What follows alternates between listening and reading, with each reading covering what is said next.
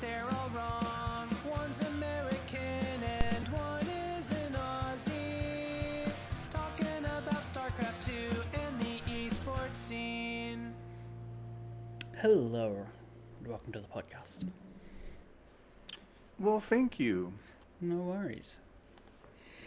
Currently, today is my 14th month streak for your channel. Oh, excellent, thank you. 14 whole Yes. months. Mm-hmm. How time flies. It certainly does. That's true. Time has no meaning, but it certainly goes fast, I feel like. Yeah. Yep. Sure. Seems a reasonable take. Yeah.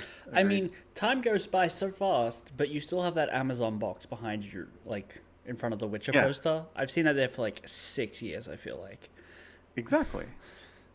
It's been there for the last 10 years, so it's going fast, right? Oh, So- okay. So it's like a permanent object of the house. You can't actually move it, right? Like, it's a static Accurate. feature. Okay. Yeah, if you feel like it's been there for 6 years, then that's actually a shorter time that it's been there. Oh, yeah. Is what I'm that's saying. That's a good point, yeah. Yeah, time goes faster, and that's it. Was it there when you moved in, or did you put that box there? I think it's been there since the beginning of time. Oh, they built a I house believe- around it.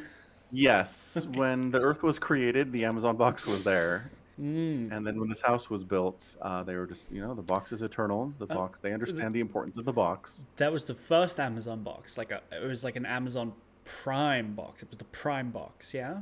Yes, Okay. yes, exactly. It has no beginning and it has no end. So Okay.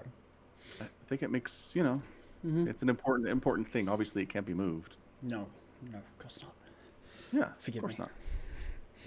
I mean, you didn't know, so we can forgive the disrespect shown to the box just this once. But if it happens again, If it happens. there will be consequences Never involving again. the box. Never again. Yeah, Yeah. It's that's Excellent. Okay, something I good. hear Glad we people under- saying a lot around these days. Never again. never again. Yeah. Yeah. I'm glad we understand each other. That's great. Yeah. Man. All right. So, real quick, I just want to start off with the Kotor Remake news. Sure. Yeah. Knights of the Old Republic. Mm-hmm. So, it came out in 04, which Yeah. means... Have you ever played it? Briefly. Okay. Like, briefly, you played the first 3 minutes? Or briefly, you got a few hours into it? I probably got an hour. Okay. Yeah. Fair enough. Yeah, so it's BioWare, right? So it's Mass Effect dudes doing a Star Wars RPG video game. And so, yeah, the combat's kind of clunky, and, like, the way they're trying to do stuff is a little bit like, especially if you try to play it now, which I've actually just installed it today to kind of go through another replay. But, yeah, I got it for my first console I ever bought for myself, which is an original Xbox back in 2004. I was very proud of it. And got Knights of the Old Republic. I didn't know anything about it because that's how things worked back then. It was like, it's a Star Wars game, and it works on the console I have. Let's get it, I guess. And yep, and it's really good. Really had a fun time with it. Good memories for sure. I think a lot of people have positive impressions. And then they announced, then EA bought BioWare somewhere between then and now, and basically executed everybody who is from that original BioWare team. Right. So BioWare is dead, but EA, who owns the license to... Oh, wait, not EA. Who is it? Some company I've never heard of before. Because I assumed it was going to be EA, but yeah, it doesn't involve EA or BioWare, and it's... Who is this company? Let's go to EA? PC. It's not EA. I've got a CNET article here. Electronic Arts pays $860 million for BioWare, Pandemic Yeah. Studios. So Accurate. But EA owes them. they own BioWare, yes. Yeah. But apparently Asper Media is going to be the company that's in charge of developing the remake. So it's going to be Asper, Lucasfilm Games, and PlayStation Sony. That is because I think Disney took away EA's exclusivity rights for Star Wars games. Think all that is good. They should have done that a long time ago. Excellent. Yeah. So basically, yeah, that's right. Disney owns the Star Wars rights. I forgot about that. Yeah. So, because they own everything. Yeah. Okay. So no BioWare, no EA involvement at all. It's a company called Asper, who I don't know who they are. Yep. Let's see what they've done. Asper, a leading entertainment, blah, blah, blah, blah, blah. The first thing when you pull up their website is, we're doing the Knights of the Old Republic remake. It's like, ooh, hang on. Is that what you're proud of? Because that hasn't even happened yet. Okay, hold on. I've got a list of video Zip. games here. Stubbs the Zombie. Yeah, that's everyone remembers that game. Knights of the Old Republic, which is a good game, but not Civ 6 for mobile. Jedi Knight, Jedi Academy. Oh, okay. It's not bad. Star Wars Republic Commando. Oh, they did Knights of the Old Republic 2. No, did they? No, No. Jedi Knight too. It's okay. Yeah, Google is just lying to me here. It's like here's all the games they did, and then it's like just lumping in other stuff here, which is great. Yeah. So on their website, they do have Stubbs the Zombie, Civ 6 for mobile, Jedi Knight 1 and 2. There's a Ruby game that they made apparently. Really? For Switch. Hold on. And then Asper's a publisher. Okay. Okay, so they port games. They're like that does so they're not working. These aren't the people who are like hammers and wrenches on the code. Well, so this isn't a port though. They're not just porting Knights of the Old Republic. It's no. But I had Ruby in my mind, and I'm like, So, yeah, okay. So everything I'm finding from theirs is developed by other people, just about. I think. Looks okay. Like. Yeah. So we need to figure out who's actually got their hands on the Kotor remake. Do we not know? I mean, here's the thing. I'm looking at a list of their titles, and it'll give the year, the title name, the platform that they ported it to, or what they did. And then under notes, sometimes it'll say, oh, this was actually developed by Pangea Software, right? Okay, yeah. A lot of these are blank, which either means they did it or... That can't be right, though. No, so okay. Jedi Knight is an old game. So the fact that Right. they're like, we have Jedi Knight on the Switch means they ported it to the Switch. That's for sure what they did with that, at least. Right, And right. this Civ 6 is definitely a port, too. Yes, okay. So whoever's been editing this Wikipedia file has just not been very good. Poor job. Okay. Not very thorough. But, yeah, so they just port things. Which is interesting that they're working here. Yeah, because they're very... I mean, verbiage matters here. They're definitely calling it a remake, right? Which indicates they're changing some stuff. It's like the Final Fantasy VII remake. It's different from the original. Possibly. Maybe not as extensively different as Final Fantasy VII is, but... Right. We're rebuilding it from the ground up with the latest tech to match groundbreaking standards and innovations established by the original, all while staying true to the revered story. I wonder how much of the RPG elements they're going to keep in, because not many games do that anymore. So I'm reading this article on StarWars.com, and it's not referencing anybody else. It's all Asper, so I don't know. I mean, Sony's collaborating with it, so maybe Sony devs? And I guess Lucasfilm Games, which is resurrected, right? Right. So it's got to be Lucasfilm and Sony on some level that are doing the legwork here. Yeah. And then Asper, for some reason, is getting all the pub. Like, why is this not just a Lucasfilm game? Okay, so I found the guy who's the lead producer. I found his like Twitter account, but it doesn't say what studio he works for. I'm like, God damn it. Oh. Perfect. Don't know. Anyway, whatever. It doesn't matter, I guess. We'll figure it out sometime. Yeah. But yeah, so I don't know. I'm kind of looking forward to it. I did see a thing where the lead writer that they hired and put in charge of the remake is like one of those, if you don't like The Last Jedi, then you're an incel moron per people who get like rants on Twitter about it. Sure. Just like a really angry Twitter person. And it doesn't make me feel great about how this is going to go. But I don't know. She seems experienced. Like, she knows what she's doing. She's done a bunch of Star Wars comics, according to JSL in the Discord or JLC in the Discord server. Sure. So she's talented. She's experienced. Should be fine. We'll see how it goes. I don't know. I mean, I don't know how much we need to change. Really? Like, there were some comments about how they needed to like update the story for 2021, and I was like, there's nothing offensive in this. It's Star Wars. Like, you can play as a female protagonist. There's another female character who's very strong and awesome and well written, and nobody has a problem with her. Bastila is great. There's other female characters that aren't even human. Like, there's representation. There's different races of human involved, or whatever human is in the Star Wars universe, right? Right. I hear Jennifer Hale's returning, like she's reprising her role as Bastille.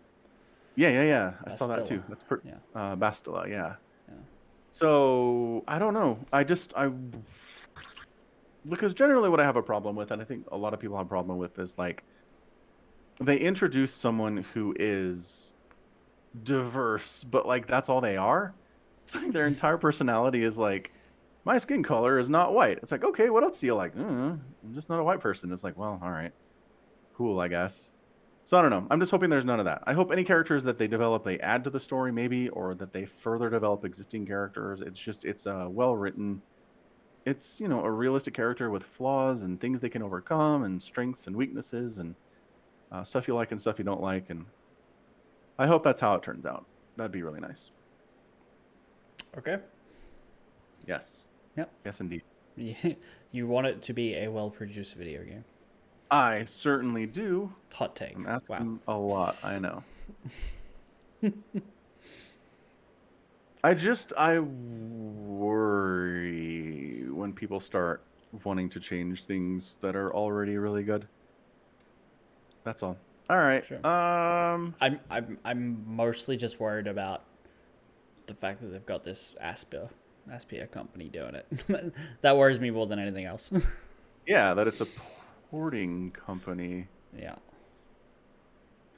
Because, I mean, it's been ported a bunch. You can get KOTOR on Steam. You can get it on the Android App Store. Right. Like, it's been ported a whole ton. Mm-hmm. I don't understand why they need a porting company. This Wikipedia page is more infuriating the more you read it. Because in 1998, they did Tomb Raider 2 for Mac OS. But under the notes, it says it's ported by Westlake Interactive. I don't know, man. I don't have any answers for you. Maybe they do both. Maybe it's some porting and some remaking. Some writing new code. Who knows? Yeah. Because, I mean, porting isn't just copy-paste. Like, you do have to write your own code for it. Sure, yeah.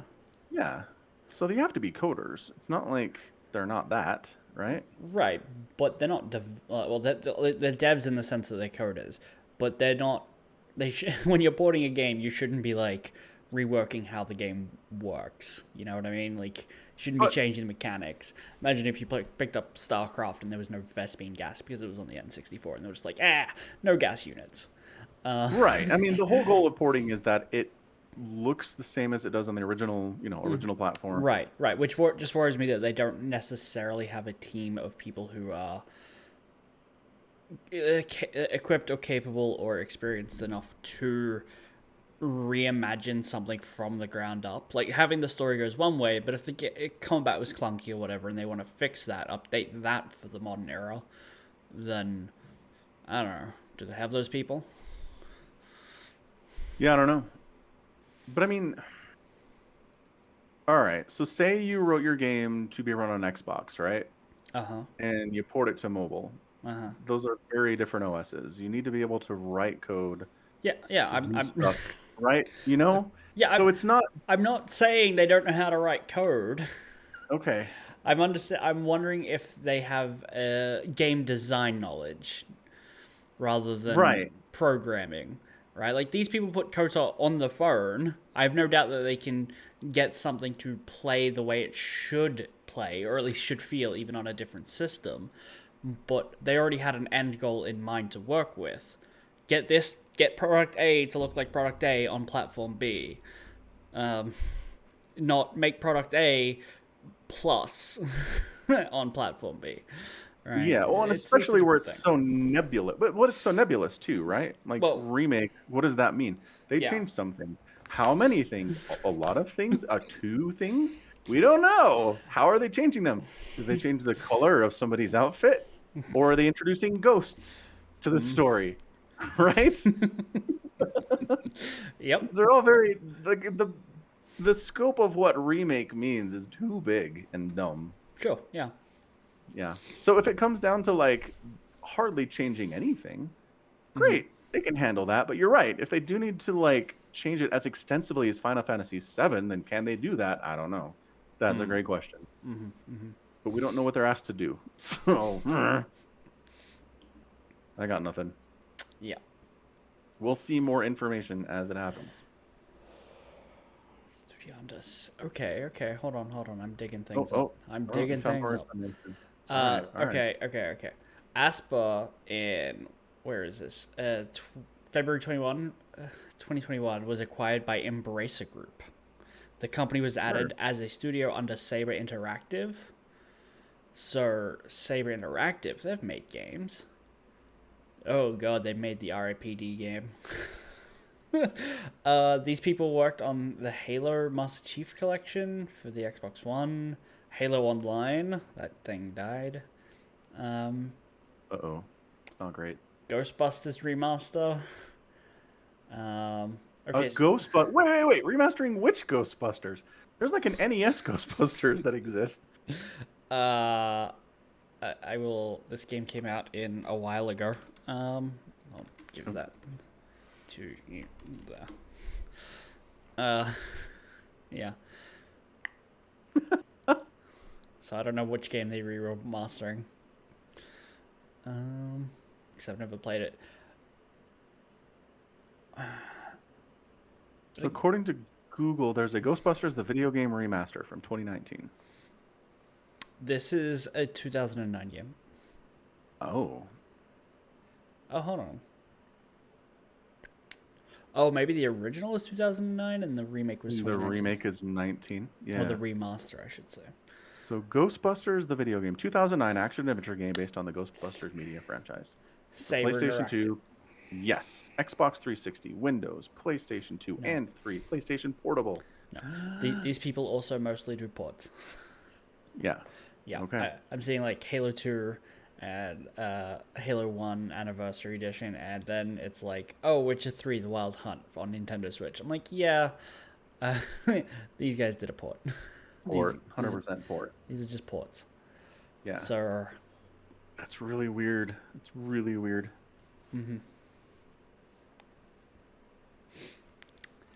All right. Guess we'll see. Yep.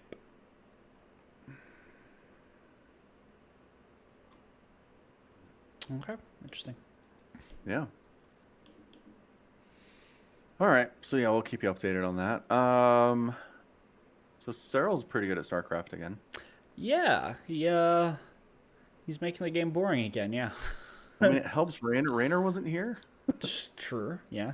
Raynor is kind of the Cyril spoiler. But yeah, he dropped a single map, the entirety of the DreamHack Masters Fall Finals. Yep. To Zhaon. Yep, Zhaon took a game off him, but other than that, he beat everybody else straight up. Yeah, handedly. Like I went and watched the finals, Trap v Cyril, and honestly, it was so boring.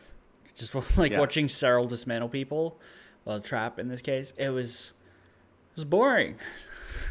Like, I was like 5 minutes into the first game, and I'm like, oh, let me just quickly pull up something else on my other monitor. And by the time I looked back, the game was over. Like, I just got immediately distracted by literally anything else. Anything, yeah. The brain's like, ooh, something shiny, go. Well, and considering he beat Trap 2-0 in the group stage as well, he's 6-0 to Trap in the space of like a week. Ouch. Yeah, so that's the thing. When Cyril's on, it does get kind of boring because he's just that good. He didn't play anybody super amazing. I mean, I guess that's not fair to Trap. Like, Trap theoretically should be super amazing. Yeah. Bunny, yeah. I mean, Bunny, but like Bunny and Hero Marine. It's like, okay. okay. I really Yeah. wish that Clem had gotten through. I think Clem would have given us some better games, but he got 3-1 by parting. So I kind of just wish Cyril was on the other side of the bracket. Right, just swap Cyril and Trap, and I think his run looks way better. Like, it's just much more interesting. oh, absolutely, because you got Dark and Clem and parting over there for Yeah. sure. Yeah. Yeah, that's way more fun. Next time, guys, do this for us. Yeah. Just do that. Yeah. So basically, no Rainer, and he didn't have to fight Clem, and he didn't have to fight like Maru or Dark or I don't know, man. Protoss. Void Rays are good, but they're not that good. I did see Game 4 Trap went Tempest on Beckett Industries.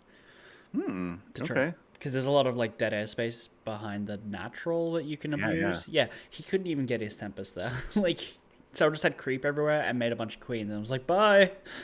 Just like, you're not coming. You don't belong here. Go away. Yeah. Yeah. Amazing. All right. Well, how about the GSL? Is that more interesting? Probably. Yeah, I mean, it's not over. No. Is that? I mean, it's definitely more interesting just because we don't know who wins yet. So, good call. True. Okay, so Zest versus beat Dream 3-1. I feel like that's expected. Reasonable. Yeah. Rogue Dark, Game 5. Like, we went to get 5 games. Can't complain. Yeah. I mean, that's those two meet up, and that's what I assume is going to go 5 games every time. Yeah. Rogue just edging him out. Yeah. So now we have Zest versus Rogue in the semifinal, which is going to be a lot of fun. Yeah. Although if Cyril's any indication, ZVP is not a good place for Protoss right now. Yeah. That's yeah. I don't know. Hopefully Zest can make more of a showing than Trap did. Yeah. That's all I really have to say. But the other half of the bracket's still coming. Well, we got Trap versus Maru. How is Trap's PBT instead? Any better? Who knows? Will Maru be awake? Who knows?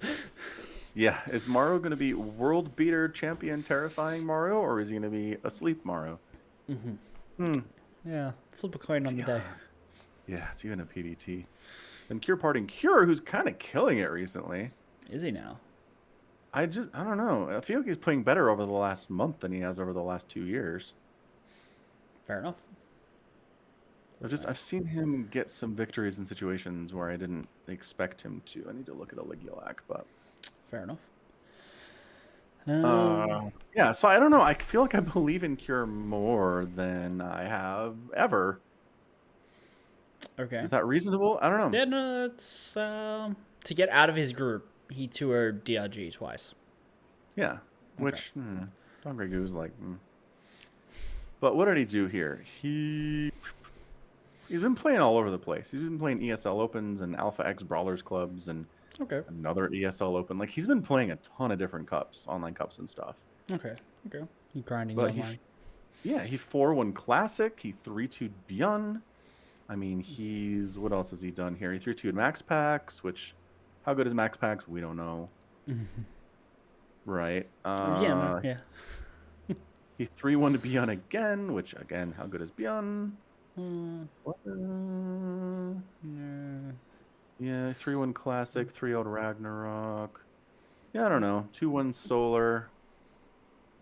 Okay. And then lost to Zest. Interesting. Yeah, he's been 3-1 by Zest twice in the last 6 days. So if he matches up with Zest, that's not going to go well for him, is all I'm saying. Well, thank God he doesn't have to probably face Parting and then maybe Trap and then maybe Zest. Yeah. Thank goodness his PVT looks real strong right now. It almost makes me feel a little bad for Rogue. Whoever ends up facing will not be a... no. Actually, that's wrong. So I was going to say, nobody... Like, if he ends up facing a Terran, like... He'll have a whole bunch of fresh builds. But then I realized, all the people he will verse haven't versed the Zerg, so they'll all have fresh builds. Nothing matters there. Right. It's nice though. It's nice that everybody Right. will have nice and fresh builds. Right. Yeah. Unless it is like Zest Trap, in which case I imagine a bunch of PvPs and stuff have already gone down if parting gets through, and yeah. Yeah. Yeah. Totally. Yeah.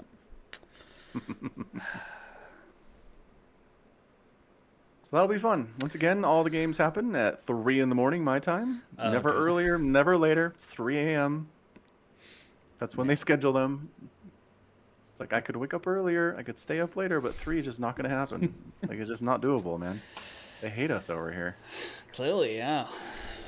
Blah blah blah. Unfortunate. All right. It's at like 6 p.m. for me. That's also just as bad.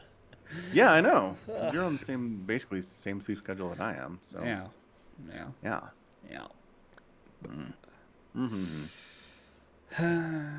Sad times. The saddest times. So to current events, has there been any pushback that you've heard about the whole facial recognition software that your government has for people who are supposed to be in quarantine? Is this the thing we anything talked about this? Is this the thing we talked about last week? And it was like only in South Australia and only by volunteer and only like 12 people signed up. Oh, I forgot that it was only by volunteer part. You're right. Yeah. Which makes the whole thing worthless. The whole story's meaningless now. Yeah. Why? Why are you even bothering with this? I don't know. And the answer is no. I've not heard a single word about this since the last podcast. Yeah, fair enough. Yeah. All right. Well, good news is they're looking at having a COVID vaccine for school age kids, like your elementary age school kids, like in October. Soon. Yeah. So that'd be nice because they're the ones right now that are kind of getting hit by the Delta, at least up here, is kids are the ones that are struggling with it. Because obviously they can't get vaccinated, and it seems to hit them harder than the original strain did. I think we just opened up our vaccines to 12 and 16-year-olds, like that, that gap. So we did that like in June. Okay. So my 12-year-old, my 13-year-old has it, but the younger two don't. My middle child actually tested positive, got COVID last week, so that was exciting. It's in the house. He was kind of sick he was pretty down for about 3 days. He had a fever. His oxygen levels stayed pretty good, though. They didn't get to the point where we wanted to take him to the hospital, so that was good. And then he recovered, and he was okay, and he tested negative actually earlier today. So Oh, excellent. he recovered from it, but he's going to miss like a couple weeks of school with the quarantining that is required and everything else. So he's not happy about that. My oldest was super mad that he had to go to school and his younger brother didn't. I was like, "Do you see how sick he is?" And he's like, "It's not fair." I'm like, dude, like you don't want this just so you can miss school. He's 13 though. I mean, what do we expect? Right. I was 13 once. I know how this works. Yeah. When I was 13, I didn't want to go to school. I would have been sick to get out of school. Totally worth it. Yeah. Yeah. So hopefully we can get, those kids vaccinated and at that point I kind of feel like my plan of like if you live in a place where everybody has been able to get the vaccine and you just chose not to, like let's just open it up. Let's just go ahead and maybe if you want to wear a mask you can. Let's not worry about social distancing. Let's not worry about closing public events and stuff. And if the people want to have the COVID, they can get the COVID and deal with it. Okay. Yeah, I don't know. That's certainly an option. I mean, did I talk? There's the subreddit, the Herman Cain Award. Have we talked about that at all? No. Might have found that after the last pod, but there's a subreddit, Herman Cain Award. Herman Cain being an American politician who was like very vocal on Twitter about how COVID is a hoax and the vaccine kills people and like blah, blah, blah. It's the worst thing. It's a giant conspiracy. And then he got COVID and died. So they basically, what this subreddit does is goes and finds people who've died of COVID and collects their Facebook posts about it over the preceding weeks and months. And it's always the same pattern. Like it's always, the COVID's a hoax. It's not real. The vaccine's going to give you a heart attack. Like all these people that are getting vaccines are going to die from it. It's the Then- reverse death cult. Yeah. Yeah, then they contract COVID and it's really bad, and then they die. And it's horrible. It's just like, oh, it's the same people. They're sharing the same Facebook posts. Mhm. I don't know, like, what groups are they in? I don't know how they're all in the same circles, but Mhm. yeah, it's gross. So there are a lot of people who are intentionally refusing to get the vaccine, who are uh, taking that risk and Mhm. losing, rolling the dice and getting a natural one. Yeah. Um, Yeah. I do kind of love the bad medical takes like Twitter account.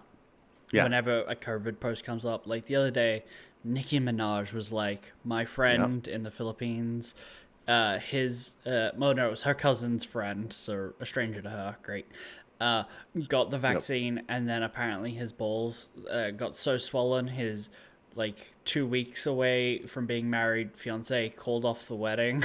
It's like, Mm-hmm. like, how is this evidence to anything? Like, well, Well, why because does this change people? Like, why does it work? Why do people hear that and go, "Well, I'm not getting it now"? Like, because these aren't people who are like, I'm on my way to get the vaccine. I believe in it. And then they see Nicki Minaj's tweet and go, oh, I'm not getting it. These are people who already aren't getting the vaccine. And they're like, Nicki Minaj's friend's cousin, his balls swole up. I'm definitely not getting the vaccine now. That's how this works. Also, balls swelling up is a symptom of an STD. So I'm sorry. That guy yeah, has a sexually transmitted disease. It's not because of the COVID vaccine. right, You are dumb. yeah. Nicki Minaj's Yeah. attitude of having syphilis, bro. Yeah. That's another thing too. They're like, "Oh yeah, my coworker's cousin's nephew got the vaccine, and 2 days later he died of an aneurysm." And it's like, all right, you know, Okay, I would like to say aneurysms are caused by blood clots, and some vaccines do have a higher rate at causing blood clots. yes, it can, but it's just you can't attribute every single Everything. bad thing that happens to somebody after they get the vaccine to the vaccine. It's not how it works. I got a Anyway. vaccine and then I stubbed my toe. Clearly, that's the Yeah. vaccine's fault, right? Yeah. Yeah, I mean, yeah. I saw one that I hope it very much seemed to be satire, clearly, but it was, my daughter got a vaccine for school, and then she got hit by a car 3 hours later. Did the stuff in the vaccine magnetize her body, and the car was attracted to it?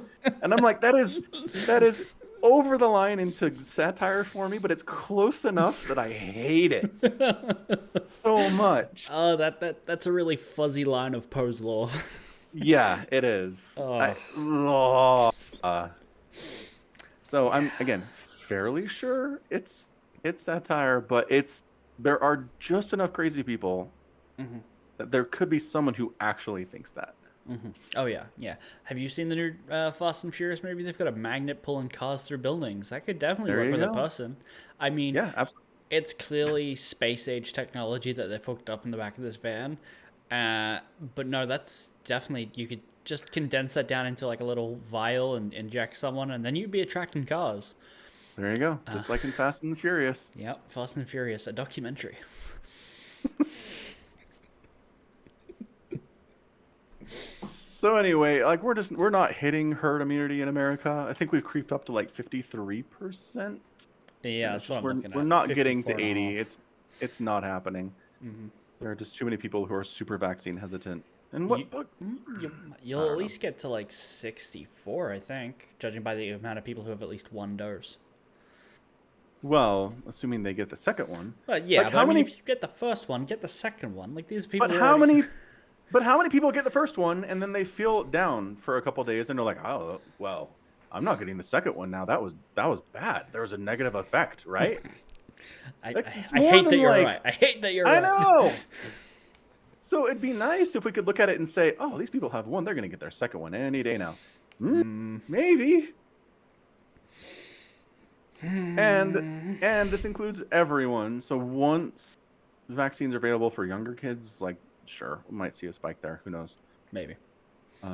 But I mean, anybody who's not getting the vaccine is not going to give it to their kids. So like, that's half of Americans who aren't vaccinating their children as well. Well, the people who aren't getting vaccinated are clearly the smart ones, not like the dumb ones that have like 12 kids. Right? Like we're clearly talking about the larger portion of the population here. So, you know, the families with like 19 kids will definitely be the ones who all get vaccinated, right? Right? Exactly. Right? Yep. Okay. Cool. I did see that here at the very least, they were talking about opening it up once we've reached 70% vaccination rate. Okay, 70 is a good number. Yeah. We're at 30, 34. Yep. Yeah. 55 with at least one dose. So that's like a 20% gap. Good. Yeah. That's good. Yeah. Hopefully. Ugh. Yeah. Ugh. Indeed. Yeah. Ready for this to have passed. Yeah. I don't know. Any day now, right? Yeah. No. I don't know. There were a lot of people who were saying once it gets FDA approval, then I'll get it. Like that was their big sticking point, and I was like, okay, if you say so. And I feel like there were probably some people who did, some people who were legitimately being honest about that, but a bunch of other people who just found other reasons not to do it anyway. Right. I mean, have you taken any ivermectin or whatever it's called? No. The horse deworming medicine have not. You didn't give any of that to your boy? Like, no. Probably wise. What's great about the ivermectin? Man. Well, what's great about the ivermectin is apparently if you buy it, it doesn't have doses for people because it's for horses. Yeah. So apparently people are just like, I don't know, we'll just put it into a syringe and just eyeball whatever you feel like and inject it into yourself. It's like, okay, so you won't do vaccines, but you'll do this. Okay, great. I did see a great meme, which was if all the people calling us sheep could stop taking animal dewormer, please. It'd be nice. That'd be nice. It'd be nice. Please. All right, enough of that. Enough of that. As a effect of COVID not being able to go anywhere because we're still in lockdowns, I tried to order Uber Eats the other day. Yeah. I did not get my order. I got something delivered to the front of my doorstep. It was it was not the steak meal and chips that I had ordered. It was 2 bags of Doritos, a bottle of Coke, shortbread, chocolates, fantails, mouthwash, a toothbrush, and nail clippers. That is quite an assortment. That is quite the assortment. Someone was going to have a fun party. That's all I Yeah, can think. absolutely. Yeah. Nail clippers? Heck yeah. That's Yeah. how you get things started. Yeah, it does concern me that they didn't order toothpaste. Like, they had toothpaste, but not a toothbrush. Yeah. I mean, maybe they already had it. Fine. I don't know. I feel like if you find yourself in a situation where you have to order a toothbrush from Uber Eats, right? Like, get the toothpaste as well. You probably need it. You cannot brush your teeth with Listerine, people. Pro tip. Pro tip. From Somicron. Don't brush your teeth with Listerine. Got it. Got it. All right. So quick change. So I just want to talk about Disney Plus's What If series for Marvel real quick. Yeah, sure. So the final, the last 2 in the first episode are very interested in just murdering everyone. Okay. So in the first one, Iron Man, the Hulk,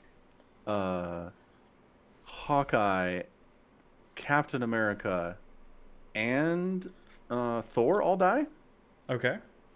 In the episode from last week, Doctor Strange ends up destroying the universe. Okay. All of it gone. Mm-hmm. Of course, in when there's a multiverse involved, that doesn't have as much weight. It's like one multiverse of infinite multiverses died. Aw. Yeah. But still, you killed everybody. And this last one, it's a Marvel Zombies kind of storyline, which they did in the comics a few years ago. Okay. And they kill everybody. I think at the end of the episode, it's Ant-Man has a head in a jar. He's alive through magics. Black Panther's alive. Spider-Man's alive, and I think the dude from the Ant-Man movies with the Russian accent, like Ant-Man's sidekick Oh, from the Ant-Man movies. no, not Antov. He's just one of Ant-Man's He's friends. one of his coworkers, right? Yeah, Yeah, his friend yeah. from prison. Yeah, that dude. That's it. Everyone else is dead or zombified, and it's like, this is dark. This is like, wow. Because MCU's like, nobody really ever dies, and it's all lighthearted, and sure, there's some hard stuff, but we can't get too dark in there because this is family fare. And what if they're just like, kill everyone?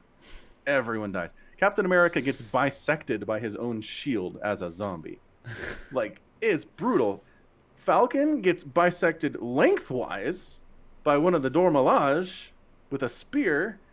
Like, yeah, everyone's dying. So I don't know. Like, what I'm mostly curious is, are they doing... Because all of their movies have had some kind of impact into the larger MCU. All of their shows, rather, have had some kind of impact in the MCU. So I don't know if this is them just, like, one-offing, we're doing whatever here, or if this is supposed to be building into Phase 4 somehow. But if it is, maybe it's like, prepare for everyone to die. I assume two things. The Okay. larger impact into Phase 4 that it'll have is helping people, like, wrap their head around canon not mattering with multiverse stuff. Like, the Spider-Man trailer has Doctor Strange in it doing multiverse things, probably. Spoilers for the trailer, my apologies, people. And so that really, like, widens to which of the characters that we care about. Is it this universe, or is it people in every universe? And I feel like setting the realistic expectations that people might just die horribly in some of these other universes is an expectation that they can have. It's just something they want to set for viewers. But I would not expect to see everyone dying in main movies.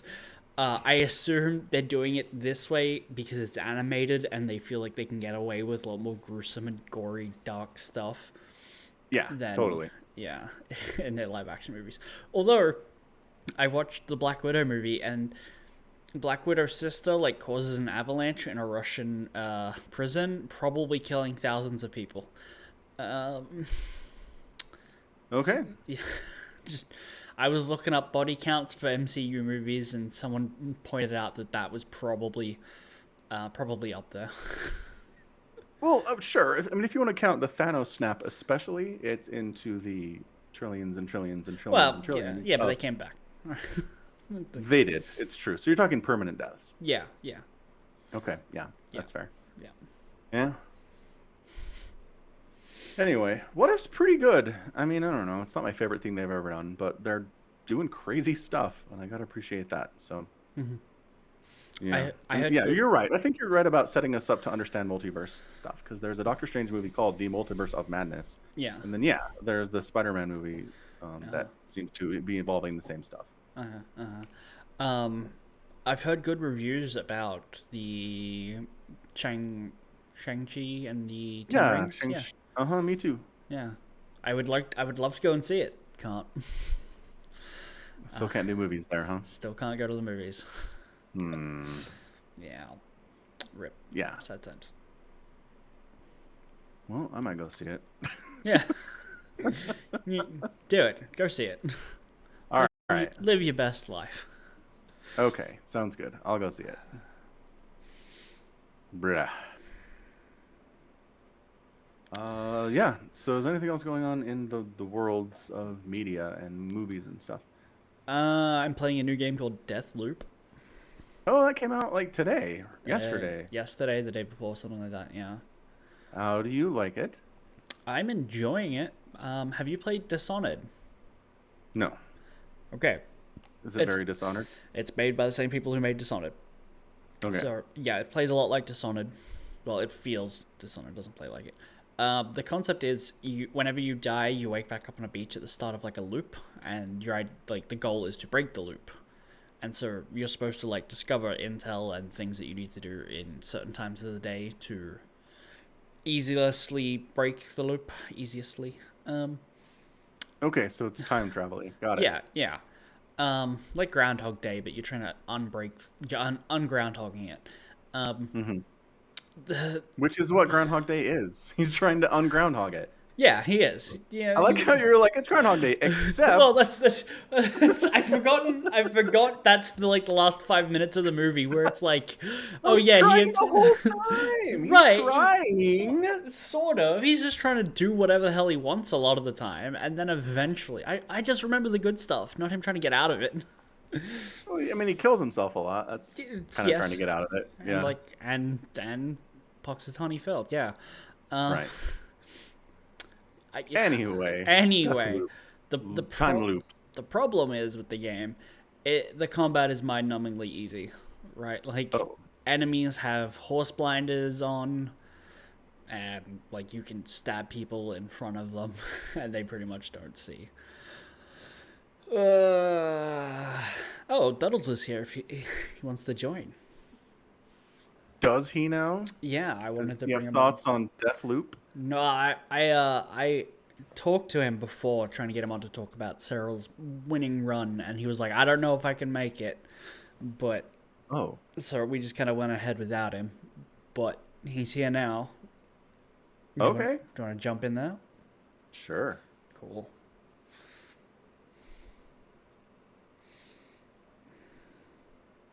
See if we can't get them here. What? Is that Duddles? Oh, that is me. Hello. There we go. Hi. Yeah. We made it.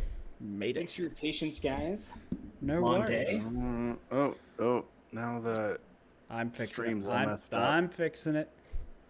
Oh no. No. Puddles is bisected. That's great. That's perfect. No, wait. Do you want me to go back to that? No, it's fine. Yeah, no. Let me just fix this. There we go. Done. Perfect. Oh, look at that. You're so good at this. How are you so good at this? It was actually really fast. It was really fast. Yeah. Fastest hands in the West. You have any thoughts on Deathloop, Duddles? Have you heard about this game? Definitely, it's a game, Deathloop. Yeah. Yeah. I've heard about it now. Okay. No thoughts. No thoughts. Omicron says it's insultingly easy. Don't get it. Yeah. Okay. I feel like narratively it's fun. Like it's gonna be in a good story, but the vibe of the game is great. Like two sassy black main characters talking. Like so charming. The game has a lot of soul, but it's so easy. Sassy black. Yeah. Is there not it can't just be like regular sassy or regular black? It has to be a combo. Black. Oh, it is. It's a combo package. Yeah. It's good. I'm into it. Like, is there not a ramp up the difficulty to Murder Me Please setting? There are no difficulty settings as far as I can tell. Oh my gosh. Okay. And I think that's why the end game is you can play as the antagonist trying to stop another player breaking the loop, right? Because it's because it's just so easy. I mean, I assume it gets harder. I'm only 2.5 hours in, and the only time I've had any trouble was when I went in guns blazing into a party with 8 people, and they all just turned and shot at me. Yeah. Well, that sounds like that's easy. that's the easy part. Or I guess that's where the difficulty setting is, right? Whenever it's just how you play it. Yeah, I assume it is, but if you don't play it like a darn coward, it's super easy. Gotta go in Rambo style, man. Going Rambo, maybe. I'll give that a try, Duddles. Thank you for your opinion and your advice. Yeah. So have we already talked about ESL? A little bit, yeah. ESL? ESL. Oh, the DreamHack. DreamHack. Yeah, we did. It was boring. Cyril's awesome, and it's boring when he's awesome. Cyril's the goat. Yeah. No one can beat him except for Zhao. And Rainer, who wasn't there. And Rainer, who wasn't there. Yeah. Did you have anything more to say? Were you particularly impressed by any games that you saw, Duddles? Oh man, Clem. Clem's pretty good. But I think I saw a lot of people say that that everybody was saying like Cyril should have thanked Parting for knocking Clem out. I watched the first 2 games of Parting Clem, and I was like, "Oh, Clem's got this," and like stopped watching for a bit. I was wrong. You know, Parting is a former world champion, right? Oh goddamn. For sure. No. Oh yeah, absolutely. That doesn't mean that like I knew that Parting is really good, but Clem the first 2 games, I think Parting won the second game. I can't remember for sure. But like I think I stopped it before the game was even over. Clem just looked like miles ahead of Parting in every way. So I was like, well, I shouldn't finish watching this. It's obvious it's going to turn out. Then Protoss was bullshit. Right. And then I logged back in during the semifinals, and I was like, "What's Parting doing here?" I was way off. That's why you got to watch the games, man. Can't make any assumptions. Hey, man, I can't. I don't have the time for all that because the entire time I was playing this new game called New World. Woo! What a great title. I know, right? What a distinctive. Really stupid. It is an open world MMO PC game from Amazon. Oh. Yeah. From Amazon. That's the fun part, right? It's from Amazon. Is it Civ? It's an MMO. No, it's an MMO. No, right. it's basically ESO without everything bad about ESO. With a different type of PvP format. It's the Elder Scrolls Online killer. It's a great way to put it. Is it? Yeah, like this is gonna murder ESO. It's absolutely so much better. I know ESO isn't like doing well, but like it's like what everybody wanted ESO to be like. Okay. But like without it's not quite, but it's like going away because it's not trying to be Morrowind, it's not trying to be Skyrim. But it has that like it doesn't have a first person mode unless you are using a musket or a bow and arrow, and then you like zoom in, and all of a sudden you go into crosshairs first person. But it's a third person MMO, like, but it's like a third person shooter field where like it's a hack and slash, there's no like, I mean, yes, there's abilities, yes, there's other things, but it's like, I don't know. It's nice because like every time, the only time you ever attack, you click. It's not like an MMO where you engage, right? Like WoW or every MMO before WoW, where it's like now I'm in battle mode. So yeah, kind of more Diablo. like Diablo. You click. But you aim. You have to hit the person you're aiming at because they can move and you can dodge. So the PvP is actually really fun because it kind of feels a little bit like a first-person shooter where you have to like have accuracy, especially if you're a ranged. So if you're playing like a mage or a bow or a musket or whatever, you have to like headshots do more damage. You have to like actually hit your shots, but it's also a little chaotic because there's like a 30 versus 30 fight going on, which can only scale up. Like this was during the beta and like, on servers that whatever. So like nobody was really, most of the people who were in the beta were like, I'm going to give the game, an hour. And they're like, okay, I'll buy this game. And they stop playing because they know that their character's getting wiped. I didn't do that. I put 12 hours into it like a douche. You're a good beta tester. Good job. I found a couple glitches, but apparently everybody else found them too. So I really wasn't a good beta tester. Hold on. Wow. The open beta was like 3 days long, and you put 12 hours into it. Yeah. How did you find the time? It happened to be a perfect weekend for it. The stars aligned. Yeah, like I just had in-laws in town. They had left like the day before. So, and I didn't even mean to. I was hopping on to watch like the Parting Clem game. And then I downloaded it and I was like, yeah, like this, there's a lot of, whatever time in between these games. Sometimes I was like, let me open up Steam. Somebody mentioned something about this game and I was like, oh yeah, you know what? I'll check it out. And then I like checked it out and I was like, oh, it's an open beta right now. So I downloaded it and I was like, had no idea what to expect. It was an MMO. I was like, I'll put an hour into it, whatever. And then I was like, started playing it and my God, hooked. So good. Loved it so much. I think Falcon and Summer, I think you both would really like it. And all the viewers, hi guys, guys and gals and everybody else. I think it would be wonderful.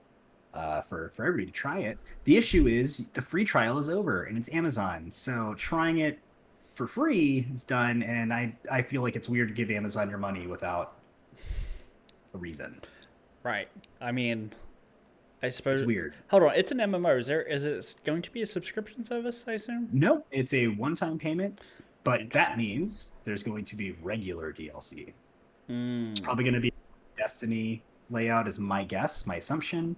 okay. And so I just hope it doesn't become pay to win, Mm-hmm.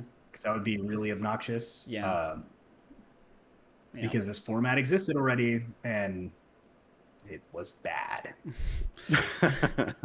Turns out. Looking at you, Black Desert. Yeah. Yeah. Yeah. Okay, so the only other time I've heard about this game was like 3 months ago when there was like another beta or an alpha or something that people could play, and it was bricking GPUs. Does it that not worry It's you? probably or- the same game. This game has been a big deal. It could have easily been this one. No, it was this Apparently game. there's It was this game. It was Amazon's New World Oh. that was bricking GPUs. Yeah. So this game has had a lot of drama behind it, especially when it comes to the actual company of Amazon versus the developers of this game. Okay. Because Amazon works in branches and stuff like that. Mm-hmm. This game development branch apparently had a really shitty culture for a while, and there was a lot of look, when I was reading about it, I didn't put two and two together, and I was all like, this sounds fucking awful. Like, dude, you guys need to stay in your lane, Amazon. Keep on ripping people. Why don't you keep on putting small companies out of business? What are you doing? Making a video game. What are you trying to do? Put Blizzard out of business? And I was like, well, You know Well, what?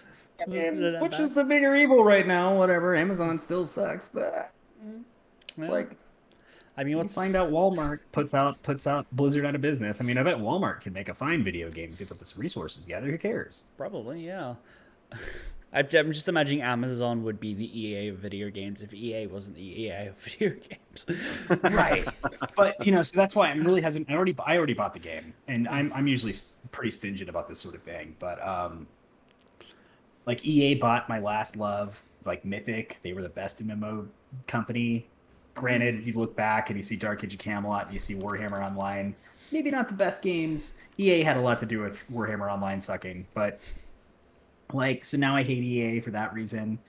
Amazon, I don't really care about any MMOs right now. So go for it, Amazon. I'll give you some money. It's a one-time purchase. It's not a subscription to where you're hooked. Because you're I've already put so much investment into this. Oh my god, I've already put $40,000 into World of Warcraft. I can't stop playing it. Yeah. What are you going to sell your account for $2,000, which is a lot of money, but is it? It's not. It's a fraction of what you put into it. Right. Considering even just working out your time at minimum wage, if you wouldn't get your time your money back for all the hours. Not you put in. even not even close. Right. It's like you'd get half a year's payback for your 12 years of service. Yeah.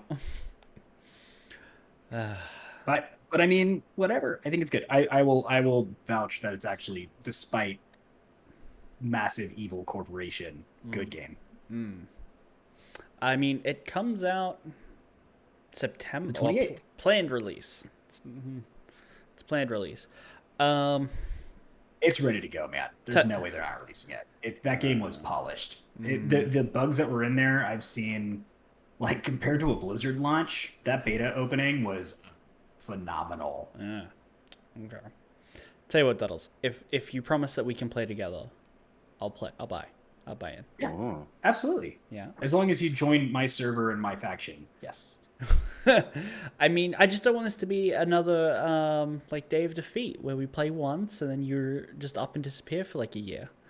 So I do That's- want to point out that Duddles was able to play this for 12 hours over 3 days because of a perfect alignment of planets.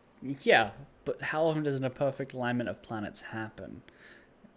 That's All what the I'm saying. time, dude. That's my All entire the point. time. We last played Day of Defeat March 13th. Okay. That's been a while, yeah. Yeah.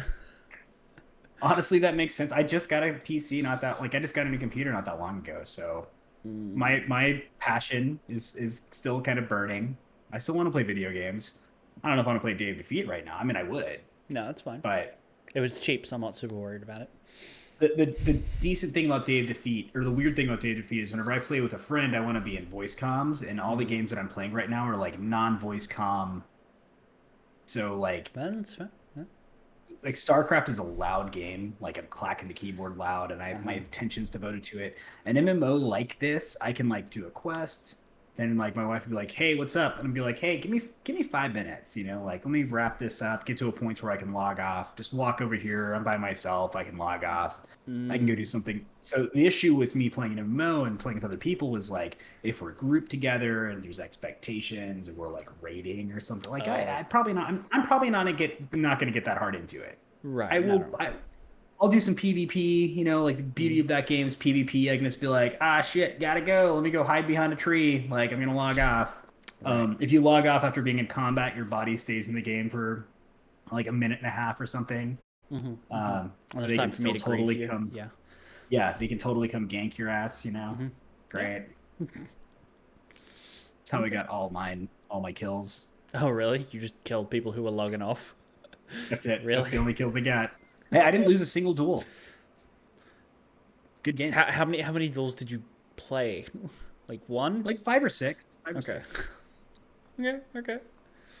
That's only one respectable. of them was like only one of them was like a considerable lower level, and the guy kept on griefing me, and he was like being an ass about it. I'm like, dude, first of all of my weapon rank, because it's like the beauty of this game, you don't pick a class. You know, you build your character and that's it. Then you level up weapons and you apply attributes. Attributes will affect specific weapons. So you are picking a role based on the attributes. But you can, if you do it smartly, you can dual role. And I actually did it in a way where I could try roll as like these are my main two, and then I have a minor, so I could be a DPS musket, DPS rapier, so like, you know, close combat. Rapier was my main weapon. Those both required intelligence and dexterity to level up, but a healer can do intelligence and focus. A lot of my items, just by circumspect, because I like to get the intelligence on there, with the third attribute would often be focus. So I could have a healing staff too.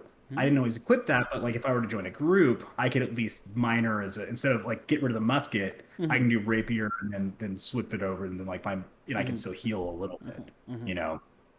So I like that you can do a try roll, great, or you can just give up on everything, respec, and just be like, do you know what? I'm gonna go large hammer. That's my.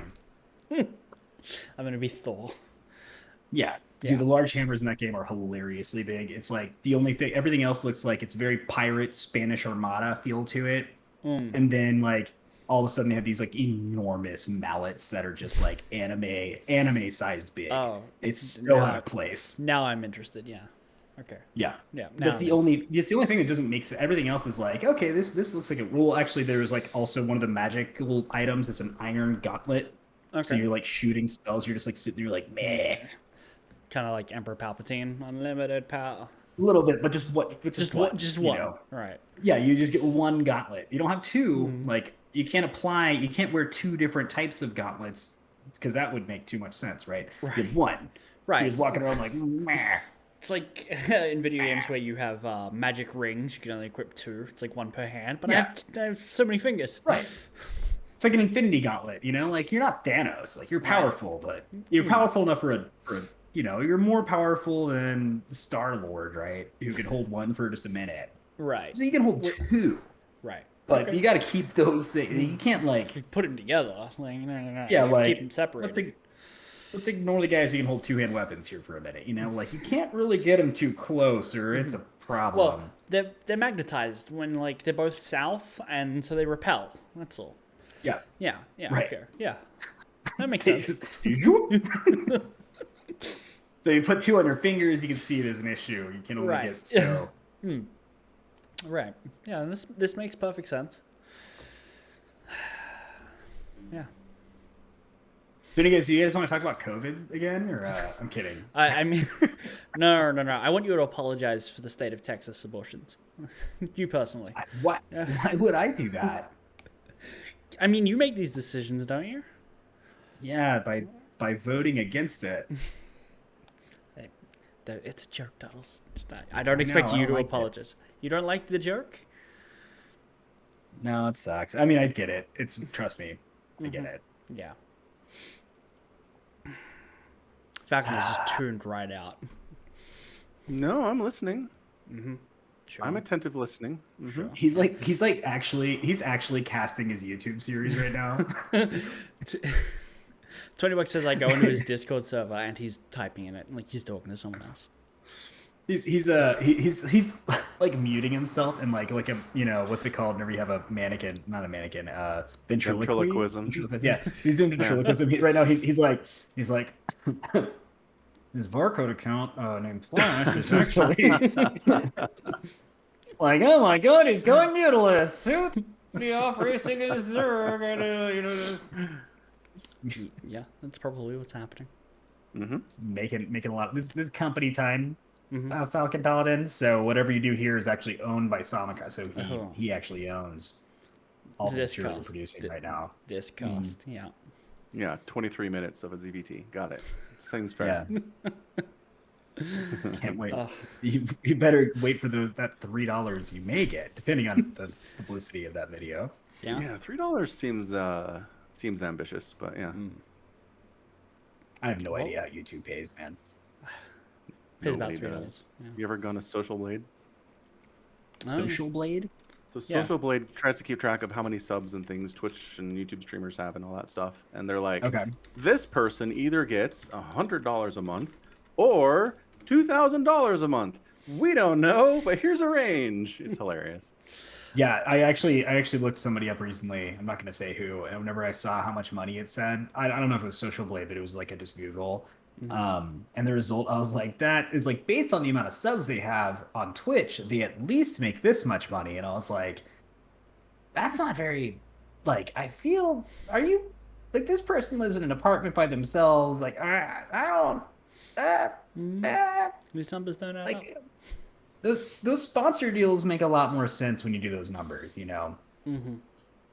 Like So- halfway through your, it's like, and Flash is going with the Mutilus. Speaking of flaps, Tampax, best flap protection you can get, you know? Like, Holy smokes, that's a good one. Damn. Yeah, looking at this, it says Falcon on average makes either $4 or 61. Right. Yeah. good average. Yep. Anywhere in between nothing and like a decent, like just Exactly. He's hit or miss. He's either making money or he isn't. That's Falcon Paladin's salary. The range is so big as to be useless. I like it so much. Right. The yearly estimate is either $1,400 or $22,000. Right.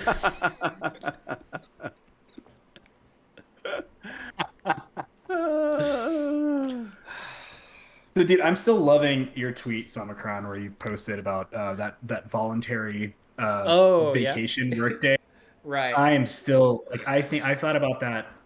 I can't remember. That could have been yesterday morning, but like every other hour of every day, that has come to my mind, and I get requests at my job where I have to reiterate things and like, hey, just so you know, these are contradictory. Like, let's take a step back. Do we at least want to add an option that says none? And they're like, no. We want them to choose which day they would work if they could. Well, that's not what the question is asking. I'm like, it's not like a vote of like who wants to, like, let's see who's, because then if you pick the wrong day, you're the only person who volunteered. You didn't volunteer, but you're the only person willing, if you had to work it, this non-forced holiday workday. This entirely, absolutely 100% voluntary public day off. Like a worked public holiday. Yeah, good times.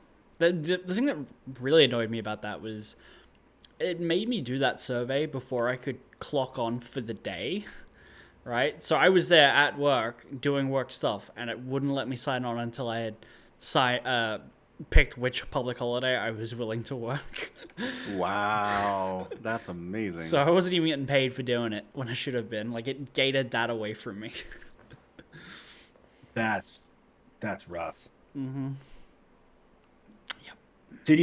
Was that ever solved or anything, or is this No. asking too many questions about your No. work life? That was No. never addressed. I talked to one other person who was like, oh yeah, I just put down like Australia Day or something.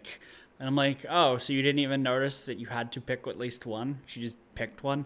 And then I don't think everyone else I've ever talked to about it in the last couple of days was like, oh, I vaguely remember something like that. Like, no one else took issue with it or had a problem. So I don't know. Because people don't read. You put stuff in front of them they need to read and understand, and they're like, C, and they move on. Yeah. Yeah. Yeah. Skip this ad. I'm trying to log in. Right. Yeah, I've read the terms and exactly. conditions. Watch this ad for at least 15 seconds before you clock into work. Or like the YouTube ads, like, what have you heard of? And like, I've heard of Christmas. Check.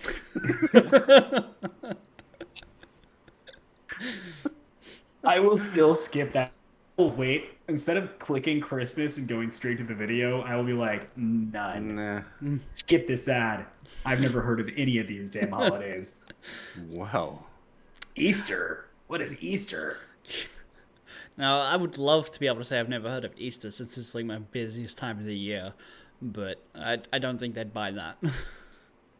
They would know I was just falsifying my survey results at that point.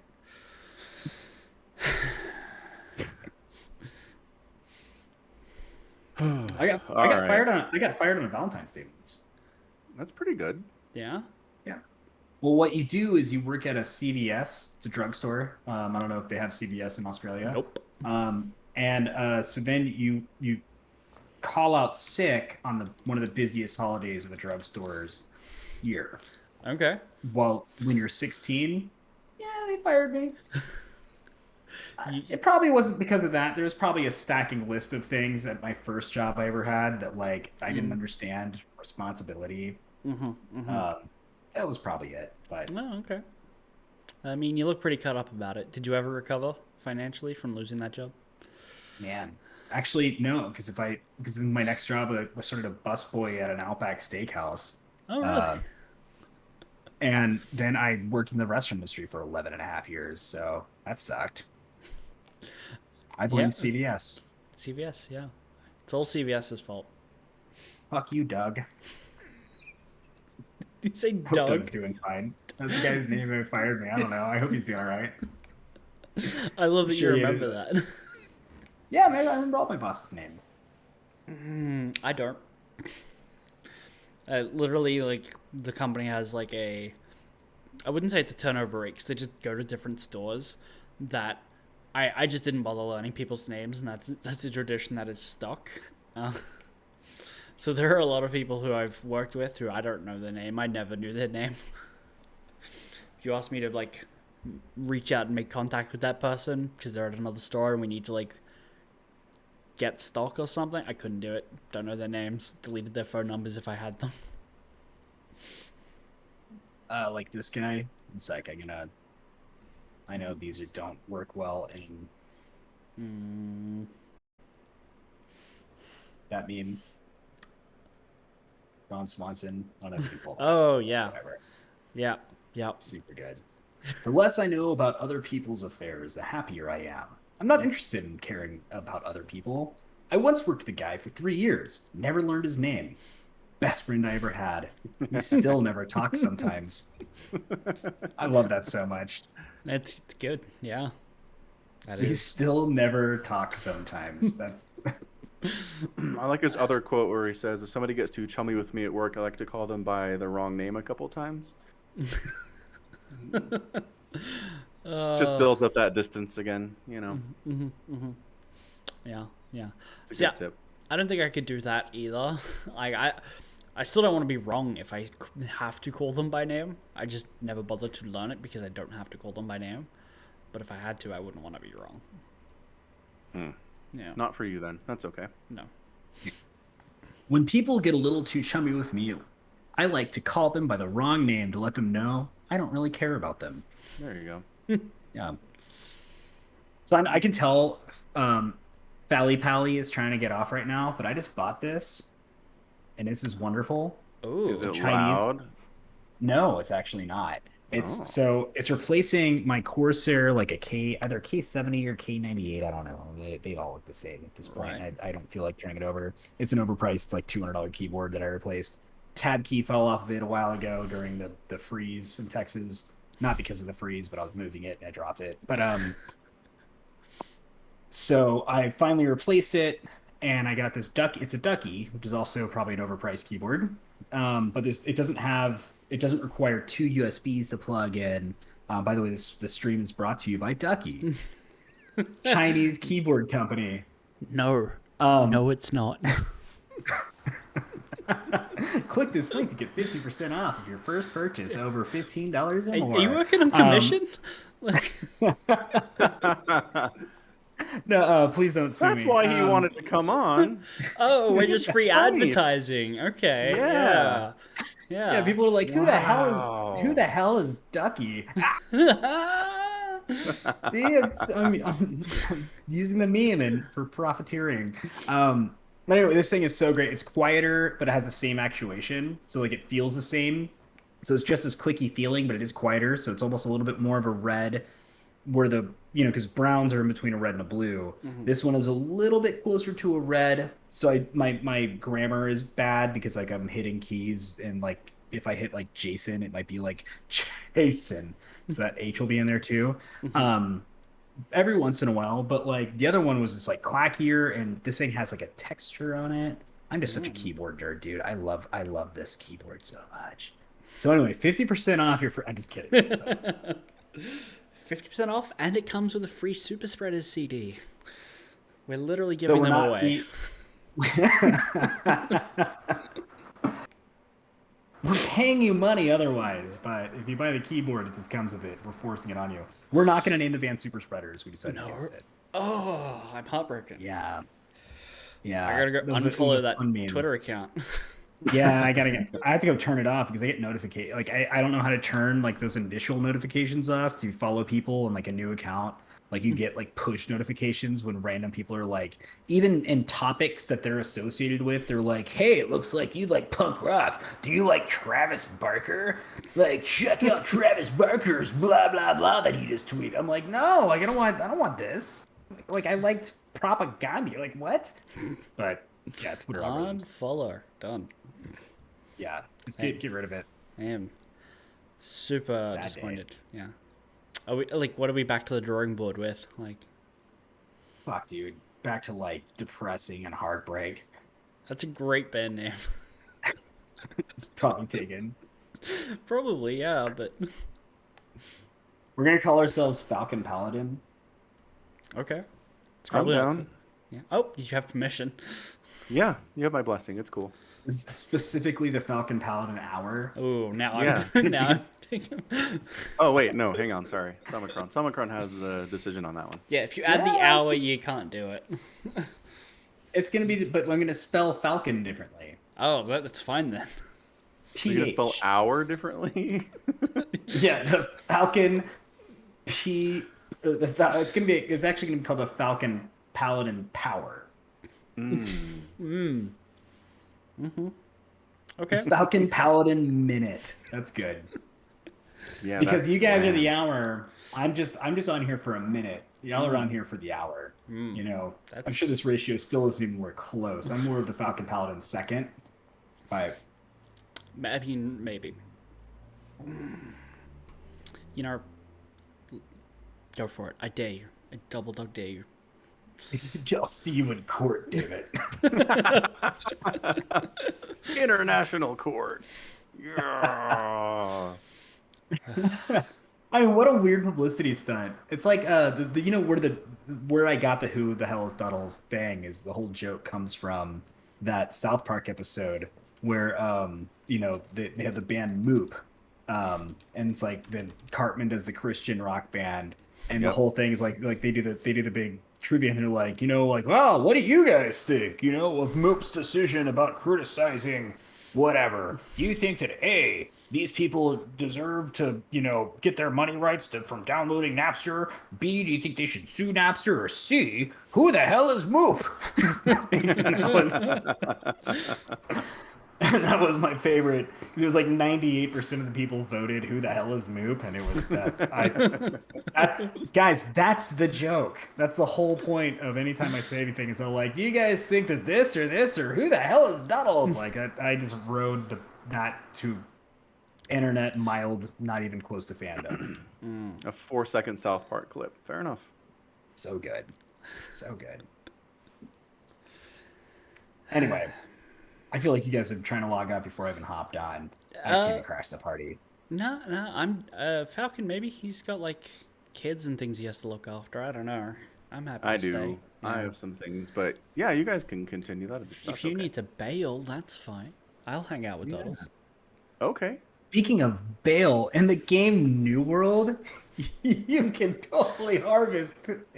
Hey, you can't, but not that I know of. All right. Well, Duddles, if I go, you have to do the podcast outro for me. So you better nail that. Okay, I'll so how check. does let's see what points do I need to hit here? You can send them to me in Discord, and I promise you, I'm gonna put my heart into it. It's gonna be Write him a phenomenal. script. Write him a script. Are you Oh, saying you don't I listen will. to the podcast enough to just know it by heart? That hurts me. I'm really to bet he doesn't know the theme song to the like he doesn't know. I know. Ooh, So I bet I you're know right. the theme song. I know it. I know it. Okay, It's pretty good. it's all right. Just Now I do can't- your best. Do your best, and I'll check on you later. Oh no. All right. Have fun, y'all. I gotta Okay, go. I right. listen to the podcast a lot. That doesn't mean that I listen to the outro every time. Oh Oh, no. he's gone. I don't know if I have a just you and me screen because this is all like the names. Just of, dude, actually, just keep it like just this. keep it like this. Okay. Perfect. All right, guys. Anyways, I'm Falcon Paladin. I'm totally not gonna give him a bad name at all. Don't you Like, dare. I'm not gonna do things like show my vices off on screen. Oh, No nudity. No nudity. There's gonna be no nudity. don't get me banned off Twitch, please. Oh no, absolutely not. I would not. No. So that would also probably get me banned on Twitch, and then I'll, When do use you stream? Twitch.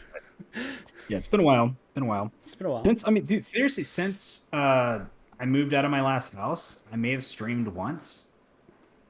And since going into the apartment life, or now I have an office, but it's still awkward. So my office is still connected to the living room, and where the family affair. It's I can't do it. This is as close to streaming as I can get is hopping on the show, and the fact that I even have my camera on is wild.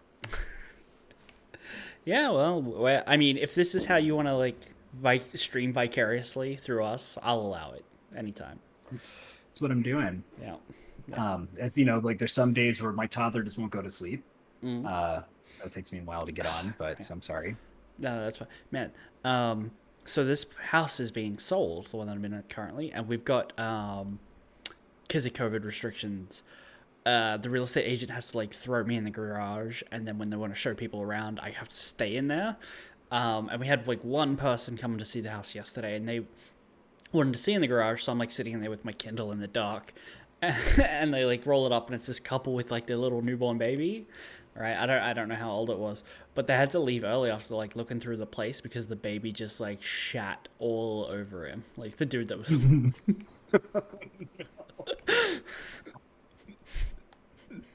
That's every parent's nightmare. That sucks.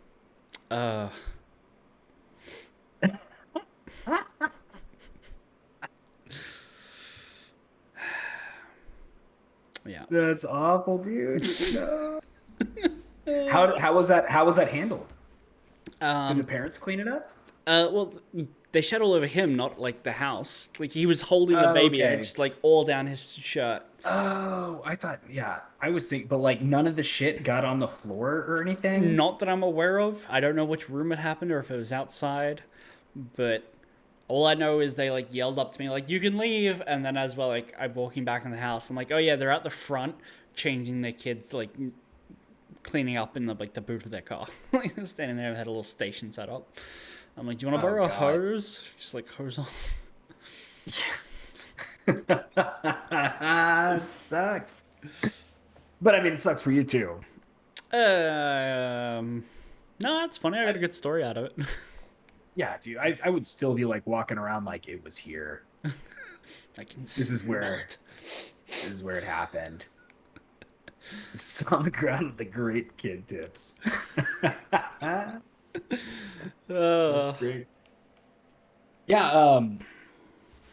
So, I live in a high rise now, and in the high rise, apparently, my wife was telling me because she's a manager, and that's the only reason we live in a high rise because we're not rich people, rich people place. But rent's free, so hey, we can pretend to be rich people.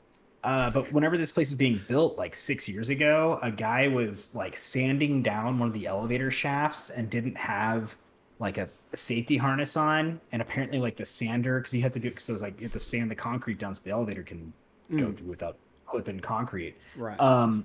And so he was like reaching a really far away place on a ladder that was like on the end of the elevator entrance, and it just like caught him, and he just fell and like died, like in the elevator shaft. And apparently it was like, I'm not going to go into too much detail, but it was like really horrific and bad. Oh God. Like when they found him, because they like didn't know where he was, and they just like found him. They probably smelt him first, yeah. Like, yeah, well, it was the same day. Okay. Yeah, so but it was just like a terrible thing. Like it's Right. and like god awful, really tragic, and I hope I'm talking about this as if like he isn't a person. I feel really bad about that. I've never met him. But like every time I walk into an elevator, because I don't know what shaft it was in, I'm like, we only have 4, so I know that I've been in it. Right. Like, but it's still like every time I get in one, I'm like, is it this one? Is this where the horrible thing happened? Right. Yeah. Like, well, like walking my dog, there's like kids in the elevator with me, and I'm like, that's what's on my mind. I'm like, is this where somebody tragically and like gruesomely died? I mean, as the like age of a building goes up, you can do that in any room, right? Oh, for sure. Yeah. Yeah, so right now I'm like walking in my bedroom, like, is this where they did the cocaine?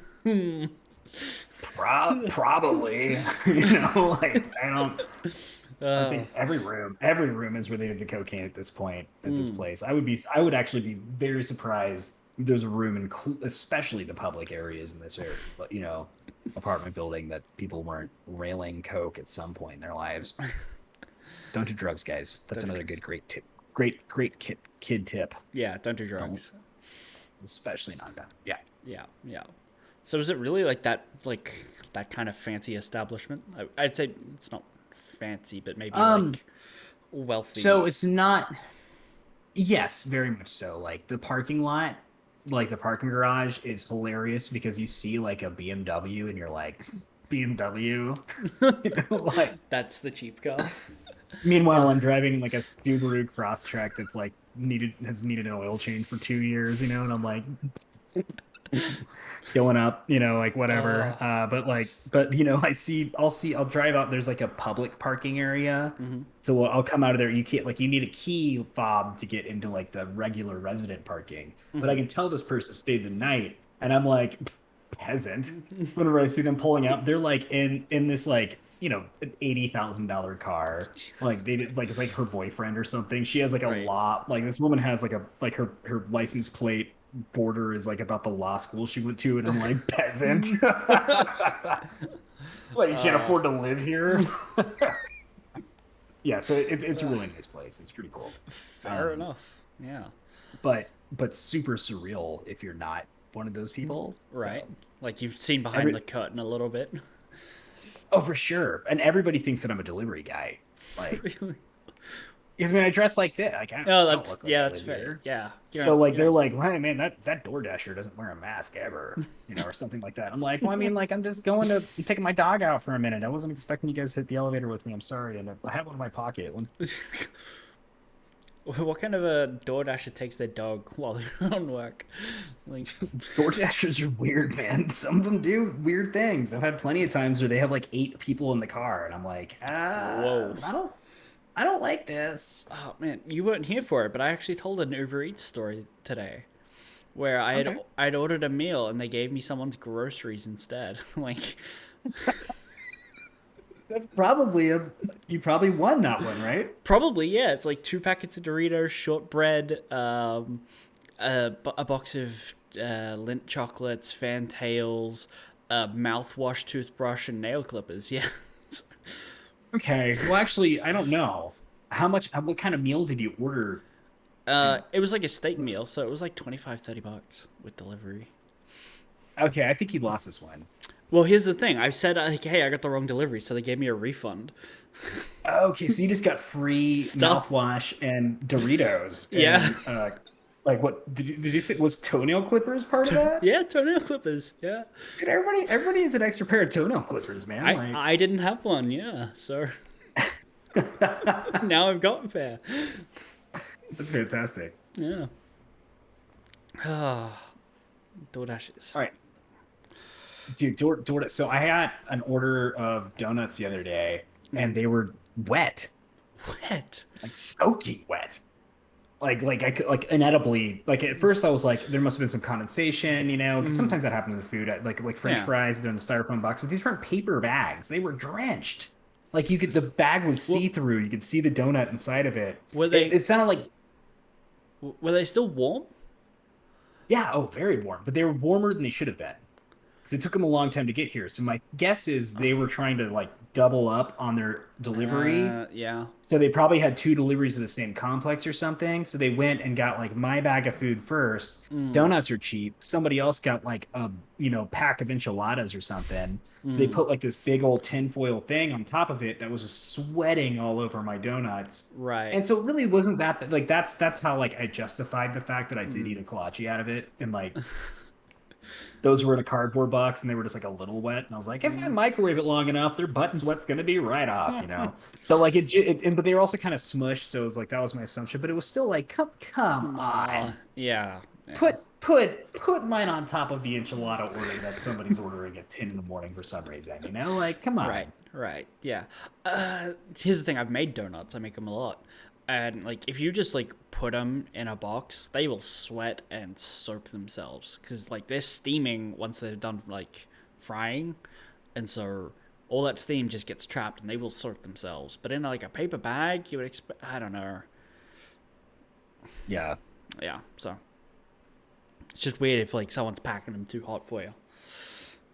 Yeah, that are like, what are the... Like, did they steam the entire plastic bag of donuts? Right. You know, like in an actual steamer. Yeah, maybe. So hey, this sucks right now because I'm trying to cheat and hear how Falcon Paladin ends his shows, real shows. But my headphones, these headphones, which are by Skull Candy. So if you actually click this promotional code, Like you're... you get 18% off of your first order of over $20 or more from Skull Candy.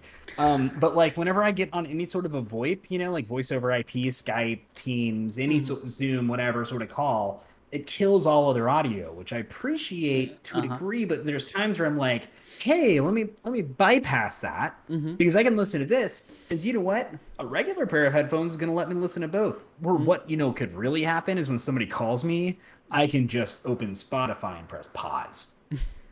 Because then whenever we get off this call, if I had Spotify playing, I'd have to close this exact order. I have to pause Spotify, close the application, reopen it, select a different song than I was currently listening to, or probably a different playlist, like a completely different something. It has to. There's a tier here that I have to separate. Okay. Then click play, but not like there's a specific way I have to press play. And then all of a sudden, that's how it bolsters over and takes back over control of the voice. But it's like, hey, sometimes software shouldn't exist.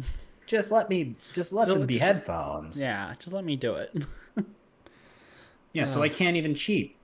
No. So what I'm saying is, I want to hear your impression. No. You've been tasked. All right, you can't get out of this.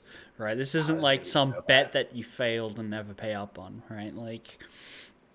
Oh no. Okay, here's the thing. If you want to cheat, maybe you can go to YouTube and turn on the automatic subtitles, and that might work for you. But so what I'll do is, while you try and cheat, is I will talk about your playlists on Spotify, because I've been listening to your Good Pop Punk playlist and it's really good. That's a good curation what you've got there. Right on. Yeah. In fact, I actually got one of my coworkers turned onto it as well.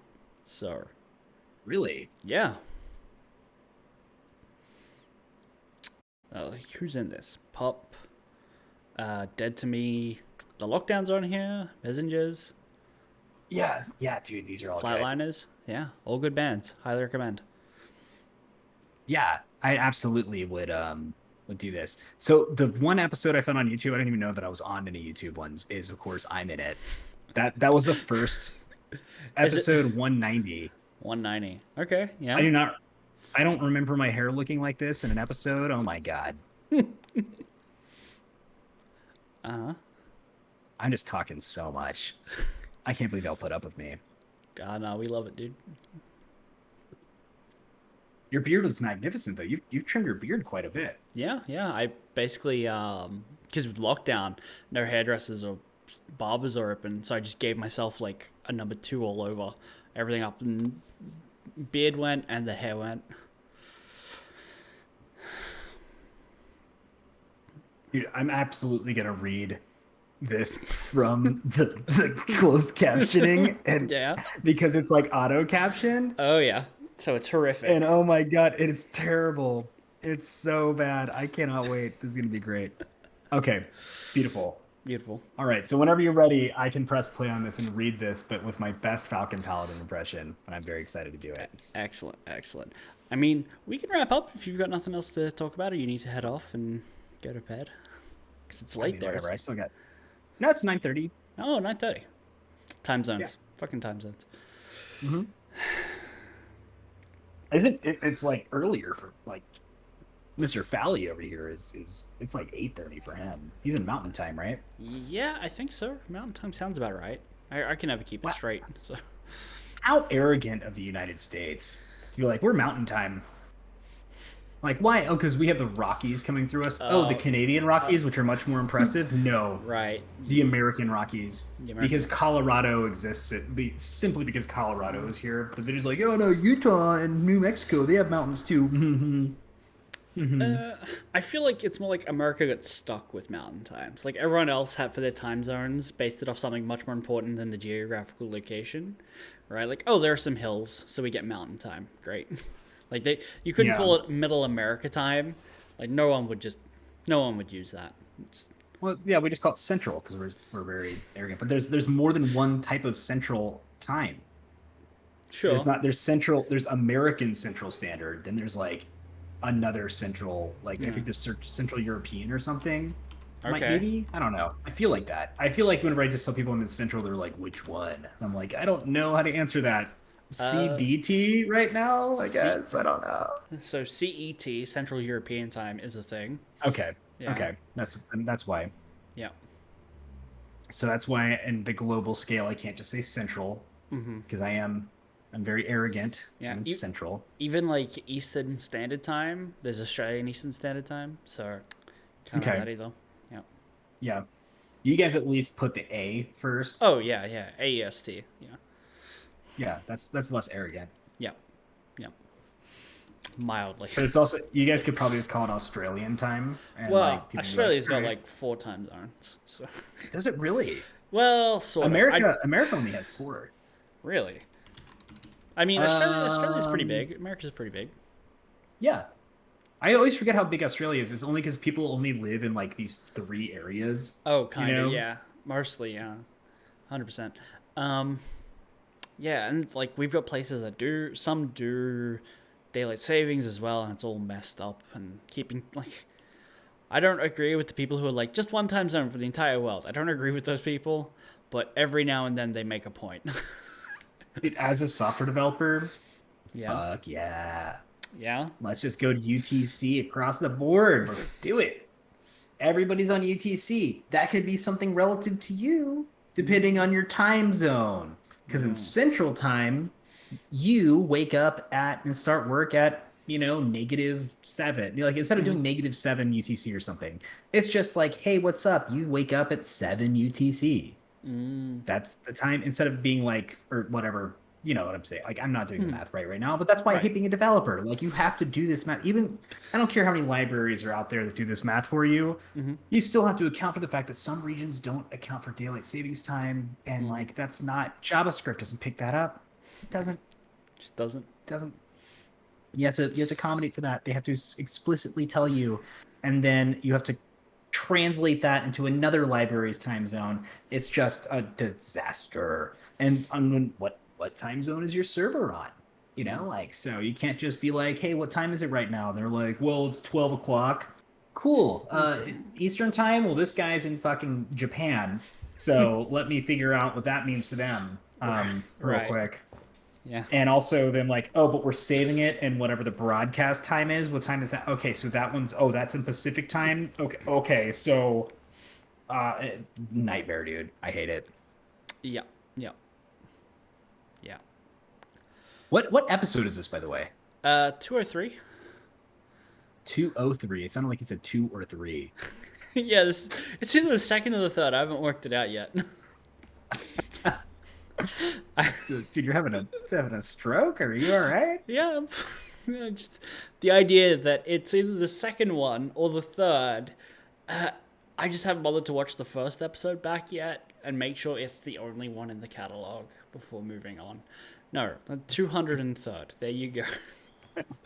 We've only actually published officially 2, maybe 1, maybe 2. Maybe 2. I forget if I hit send on that other one. The other ones, they're all live on YouTube. Those are all beta, early access Falcon Paladin Hour. We haven't officially released the podcast yet. Oh man, not even all the podcasts are on YouTube. There's like 140 episodes that aren't there. Because most of them were on. Audio only. Yeah. Yeah, it's actually still kind of weird for me to hop on here and have to turn my freaking camera on. Well, you can just put up a picture if you want. Like, we'll get a little Duddles mask made and just sticky tape it to the screen. It'll be fine. Have a fourth person on who just wears the mask but is muted. Pretend to do the mannerisms of how they base what I'm speaking. That would actually be phenomenal. No. Are y'all going to have a special Halloween edition? I mean, we've never had one before. Well, we could. I just don't know that we have a lot to say about Halloween. You don't have to say anything. You don't even have to address the fact that you should wear costumes. Oh, just turn up in costumes and do it as normal? Yeah, but don't even address them the entire time. Just 100%. Everybody would know. I Obviously, this is Halloween. Mm-hmm. That's why you're dressed as Falcon Paladin this time. I don't know how to dress as just a boring middle-aged dude, right? No, that's not true. I would get a Teenage Mutant Ninja t-shirt, wear it for about 12 years straight, and then grow a beard. And then I think that's pretty much all I need to be Falcon. I think that basically covers it. And just have like the most obnoxiously charming voice. What an asshole. You know? I know, right? What an asshole. I don't think I can fake that. I don't think I can do that. That's the one part where the costume just fails. I couldn't even pretend. This is gonna be a rough outro, honestly. He's so nice. Yeah. Oh my gosh, I wasn't looking at Twitch chat. We were talking. Okay, so yeah. Okay, so America has a way more than 4. Yeah. I'm an idiot. 6. UTC plus 0. Well, all right. I guess that on that note, we're gonna wrap it all up then. Ooh, so anyway, oh wow, oh you can't tell me that Flash is going for. Is he going for a Mutalist? And he's usually a turn player. This is the worst Falcon Paladin impression I've ever done. I mean, here's the thing: if he heard it, he wouldn't be offended because it's so bad he wouldn't recognize it as him. That's the saving grace there. There's a specific way that he says, I guess, that like is always saying, like, I could be blindfolded and hear 30 million people say, I guess, and I could pick his out. Guess. Like the way that he says, I guess, and he has like 12 inflections of this, but the I guess level that he has is just, it's especially while he's casting, but he'll say, I guess to himself because he'll like try to predict what the guy's doing with his build. And then he'll like laugh at himself and be like, I guess. And I mean, I promise you it's a thing. Like you could make a drinking game out of it. Like where if you just like watched it in 3 times speed or something, every single time he said that, if there's somebody dorky enough to go out there and be like, he's only done that twice, Duddles. But like, I mean, I promise you it stands out to me. And it has stood out. I am worried that is now going to be like, I can never unsee this. Like it's all I will notice when I watch his casts now. There was a while where I watched, so I started watching StarCraft on YouTube like everybody else. Mm-hmm. And there was like every caster, people would comment on, like Loco in particular was really bad about it, where he would say like, they use filler words because they're just trying to constantly go. Mm-hmm. And Loco did something where it was like, where somebody would start tallying up the amount of times he said it in every video. and be like, guys, by the way, if you're like, I don't know, whoever had 27 this time, you know, like you win the lotto. I gotta know, what was Loco saying? I forget exactly what it was, but it was like something that if I were to remember it and I were to tell you, you'd be like, yeah, he said that. He stopped doing it because I think that he's like really focused on not, because it was like such a joke in his comments. It wasn't negative at all. It was just like Loco says this word a lot. Wardy did it. Wardy still does it, but not when he casts like big events, but whenever he's casting by himself and you can tell he's getting tired, he will just use filler words, and because he's I forgot what he says too. This is how I'm so out of touch with StarCraft right now. But Falcon Paladin absolutely has him too. Every single caster in the world has him, except Pig. But he does not count because he's the entire time he's like hyper analyzing the entire game, and he's like, oh, is he doing this? Oh, you know, like unless he's using intentional buzzwords like sewer mermaid that he's created. Right. Yeah, Pig is crazy versatile. Yeah. He's in him. The fact that he wasn't on the SL finals is not. I can't be mad about it because I'm happy that everybody's getting opportunities, and not everybody has the same. Like you can't fly everybody out from Australia all the time. You have different rules, especially during COVID. It's unrealistic to expect that sort of thing. But I mean, like I definitely miss right now Maynard Pig streams on big events. I miss so many other things, but I can't. But at the same time, I'm an anti-gatekeeper, so I love to see the fact that on the finals, I mean, the fact that Fear Dragon was casting the finals this time around, that was awesome. Yeah, Fear Dragon and Zombie Grub good casters. Like, so good. Zombie Grub too. Like, I mean, I feel like Zombie Grub has been there. I mean, they could be there, have been there just as long as each other. But I feel like she's been a staple for a lot longer than Fear Dragon has like been clawing his way up there in a different way.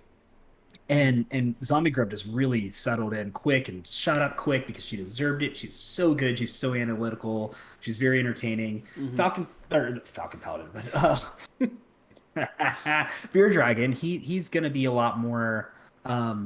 You know, I remember he got criticized a lot because he would like call things wrong or say something like mildly wrong about, you know, technically that's not true. This doesn't trump this other build or something, because he's like, but he's going based on his viewing experience at the time. Then he had to he forced his way into Masters. He did it that way. And I love his story. I think that he is so good.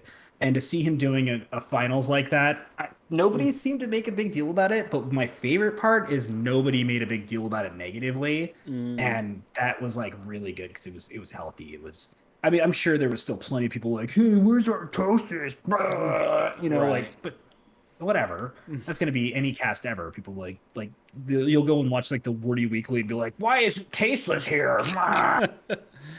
Yeah, I hate that. That's true. Yeah. But anyway, gatekeeping sucks. Still miss the old guys and the old what's the old term guard there? Yeah, the old guard. Ironically, because that's when we talk about gatekeepers, the old guard. Right. I'm always gonna miss the old guard no matter what. We can bring up people way older, like where's Day 9? Off opening Hearthstone packs. Right. Yeah. Or doing Team Liquid stuff. Like that's pretty cool. He does that every once in a while. Still, he comes back. He still at least touches StarCraft every once in a while. Every once in a while. Yeah. When this starts. But yeah, I just like to see new people very happy about it. I forgot the original point of that rant was, but that's why you guys bring me on here, rant about StarCraft and my stupid opinions. Yes, that's 90% of it. The beard's the rest. This is out of control, but thank you. Not lengthwise, but just like upkeep wise. It's just very homeless. Very DoorDash driver. drugs. Yeah. Very don't belong in this building. Yeah, you're getting some wet donuts. Hope you guys enjoy the groceries you ordered as a steak. I can't imagine being that bad at that. That sucks. how do you do that? Like the address is different, the name is different, you know, like I mean, Yeah. what are the chances somebody else's name was Samacron who ordered Uber Eats that day, you know? And just happens to also live within like the same 5 kilometer radius as me. Yeah. Probably 0. I'd be willing to bet 0%. Yeah, that's how you fill out your Uber Eats orders, right? Samacron. Oh yeah. I don't give anyone my real name. Yeah, as you should. No. You know, I'm looking at the StarCraft subreddit, and I know it was a couple days ago, but nobody, like, there are literally no posts that I can see about Fear Dragon being, like, casting the finals. But you know what? That also makes me sad because he should get some love for that. It was his birthday, after all. That's Happy true. birthday, Fear Dragon. Yeah. Happy birthday, Fear Dragon. Barely look a day over 92. It's not true. He looks great. He's younger than I am. Probably is, yeah. I think so, I don't know. anyway. I don't know how old Fear Dragon is, now that I think He's about got it. to be like early 30s. Early at 30s. most. I would guess. I would put. Hey, I'm gonna guess that he's 31, 32. That's what I'm gonna guess. I agree 32. with that. 32, and that's only giving him an extra year based on his age. Like he doesn't look 32, but he could. I'm giving it based on his wisdom, his programming tutorials. He's young enough to teach Python, but not old enough to not teach. Or he's young enough to teach Python, but not too young to not teach Python because Python was a very specific window. I'd put him at 32. He turned 30. Yeah. Oh, he turned 30. Yeah. All right. That actually totally. He turned 30 in Sweden. How cool is that? That is awesome way to turn 30. Yeah. Well, Casting. actually, so you know, he turned 30 flying home from Sweden, but I'm still gonna give him the benefit of the doubt that he turned 30 in Sweden. Well, That's I pretty mean, neat. yeah. That, if like 5 years time, if I'd be saying, "Oh, what'd you do for your 30th birthday?" I'd be like, "I was in Sweden casting StarCraft 2 finals." That's The finals, yeah, the DreamHack, like whatever summer finals. Is this summer? Fall. Is this like craft beer where it's like That's technically fall? What the fuck? yeah, I know, right? It's a hot, like hurricane season is during the summer. I just had a hurricane this morning, and yeah, it's fall. Okay, the fall finals. We finished the fall season. It's like craft beer. It's like Oktoberfest is coming out next season. Okay, Okay. Yeah, we don't actually, even Oktoberfest have... is that's already out. Oktoberfest is definitely already on the shelves. We don't even have fall here. Like, fall is not a thing. It's called autumn. Well, that's the same thing. It's the same thing, but like you call it fall, and we're just like, why? You know, autumn Because sounds we're better. s- Autumn sounds Yeah, better. But fall is because the leaves fall down. We're not very smart in America. All right, we have to do very big autumn. They're like, well, what's autumning about it? I don't see a single autumn. All I see are leaves falling. Fall. I'm not going to explain the rest of the season names, but they're literal as well. Why is it called summer? Exactly. You don't have anything. Too Because I'm stupid. stupid. One too many beers, I think. Oh no, it's tequila. It's doing it. I'm drinking Miller Lite. I could drink a million of these. Okay. All right. Okay, hold on. You just reminded me of something. On Twitter, you said you had memories of being like a bartender and someone ordered a Patron and Coke or something. Patron and Coke. I've never heard of that. What the hell is that? So you don't know? Do you know what Patron is? No. What? It's tequila. Okay. I'll take your word Do I for not it. get tequila? Okay, so tequila. I guess there could be like a specific Australian liquor that I've never heard of. I'm sure. Oh, probably. Yeah. But tequila, that's Mexico's liquor. Tequila, you know. I mean, I know what tequila. I know what tequila Okay, is. Yeah. so Patron is the never heard of biggest. Patron. Patron's the biggest brand of tequila. Like, Okay. period. It's the Jack Daniels of tequila, if you will. Sure. So it's like, because even though Jack Daniels is a specific Tennessee whiskey, whatever, it's like Right. subgenre wise, it's actually a very small It's the name niche brand. thing. But it's like when you think American whiskey, you should think bourbon, but you don't. You think Jack Daniels. So because Jack Daniels is the biggest American whiskey thing, Patron is the biggest Mexican thing. But besides maybe Jose Cuervo. Yeah, Jose Have you heard of Cuervo. Jose? Yeah, that's the one when I Okay. picture a tequila bottle, that's what I picture.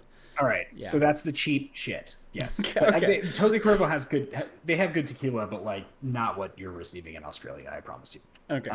But yeah, so that's tequila.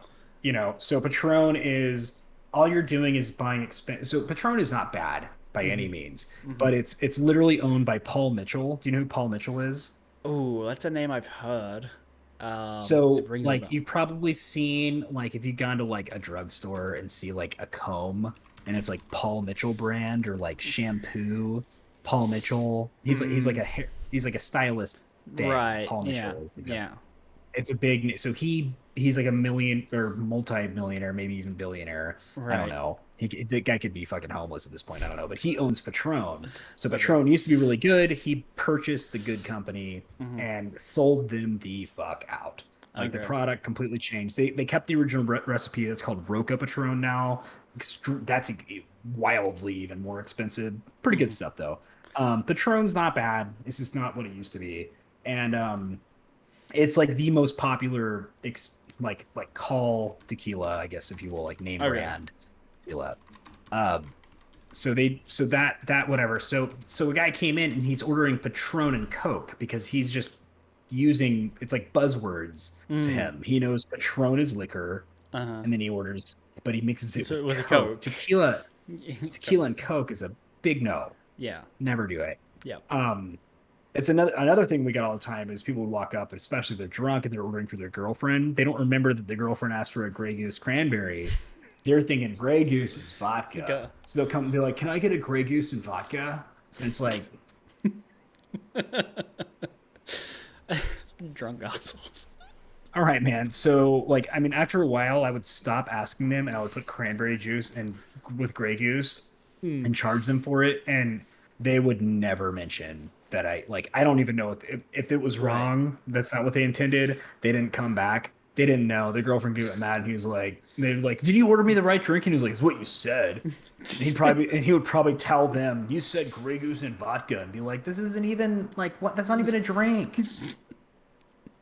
Like, yeah, you want me to pour fucking vodka into your Grey Goose? Do you want ice in it? Like help me, give me a little bit more here, bud. Do you want it in a cup? I just want Yeah, like just fucking open your mouth, dude. We're doubling it up. Here we go. You get Taka vodka and Grey Goose. This is gonna be fucking $18. Here we go. Oh god, this reminds me of I went to a PAX after party in Melbourne for PAX Australia. I didn't get invited, but I went to a Twitch the Twitch's hosted after party. And the first year I went, it was great because they rented out an arcade, gave everyone unlimited credits on all of the arcades to win prizes and shit. It was great. And then the second year, that place was under renovation, so they couldn't do that. And they went to this other place that was basically just a nightclub. And it was the fucking worst. They had 3 bars, one of which was closed, one of which was roped off for Twitch partners and affiliates. Of which I was not at the time, and so there's 400 people trying to pack into this other bar, and I'm like, I'll just get a whiskey and Coke or whatever. It took me 40 minutes to get the one drink, and it cost me $32. For a regular you're not even dropping a name here. Whiskey Coke. Yeah. They're like, "Cool, man. Anyway, here's your fucking Johnny Walker Blue and Coke." I'm gonna put Scotch in it. I don't know. You didn't give me a name. It's the most expensive drink we have in the building. Right. Oh god, it was awful. It was terrible. I think I finished that drink in 4 seconds and left. I was just like, I'm out. I said goodbye to the 2 Twitch partners that I knew who were there. Actually, it might have just been one at the time. But I was just like, all right, I'm going. This place is shit. And she's like, what do you mean? It's great. And I'm like, you can get drinks. Oh, and Twitch partners didn't even pay for their drinks. So they almost threw her out because they loved it. Yeah. Oh, yeah. They almost asked some of them to leave because they were going to their bar, get drinks, and just pass them over the rope banner that they had. So literally, there was the Twitch party at the 2017 WCS that I went to. That there was a bar that like Toast invited me to. Hmm. So I was, I wasn't in Ding Shrine yet, whatever, but like he still was trying to get me in. And he's like, I can totally get you in. But he was like, it was affiliate only, I wasn't affiliate yet. At least. And so I tried to get in and they were like, not even affiliates were let in at that point. They were like at capacity. Right. So we went to the bar next to them, which was also, they both had, it was in Austin. So they had roof bars. So it was like a double decker. So you'd go outside and it was like over the brick wall. There was like basically the size of a chimney in between us. So we were talking to each other. He would bring people over and I'd say hi to like StarCraft people that were very awkward. So they were like, I don't know who any of these, and we were like my entire StarCraft team was there and we were like, all wearing the same jersey. We like you. For some reason, that's important to you, And Right. but like, I mean, they would do the same thing where they'd be like, "Hey, I'm not gonna finish this," and be like, "I am." Thank you. It was a lot of fun. We saw Special across the street, like buying a pizza on the street in Austin, and we were like, "Special!" And he turned around, like looking pissed, and we were like, "Ah!" And he was not amused at all. No. I remember I was like, I mean, he had lost that day, Okay. so he was like by himself. But we were like, "We love you." Dorito, the Dorito. I buying a pizza. I hope it tastes good. It's gonna be fine. But yeah, that was what an experience. Maybe I can go into that story for the 8th time on the show, but I've never heard that story before. well, not that specific one, but I have so many memories. I can't wait for the next LAN event. And God, if only they could do, just like merge the continents together and do an Australia NA LAN event. That So would where be both sick. of us could we could just both drive. That would be cool. great. Yeah. I don't think where's the technology for that? Come on. I mean, I could buy a car boat. Like an aquamobile. Be there in a month and a half, guys. Yeah. Gonna go 35 miles an hour the entire way to Austin, Texas. Yeah. I could definitely do that. I definitely don't have a fear of boats. So By yourself? In a car-sized boat?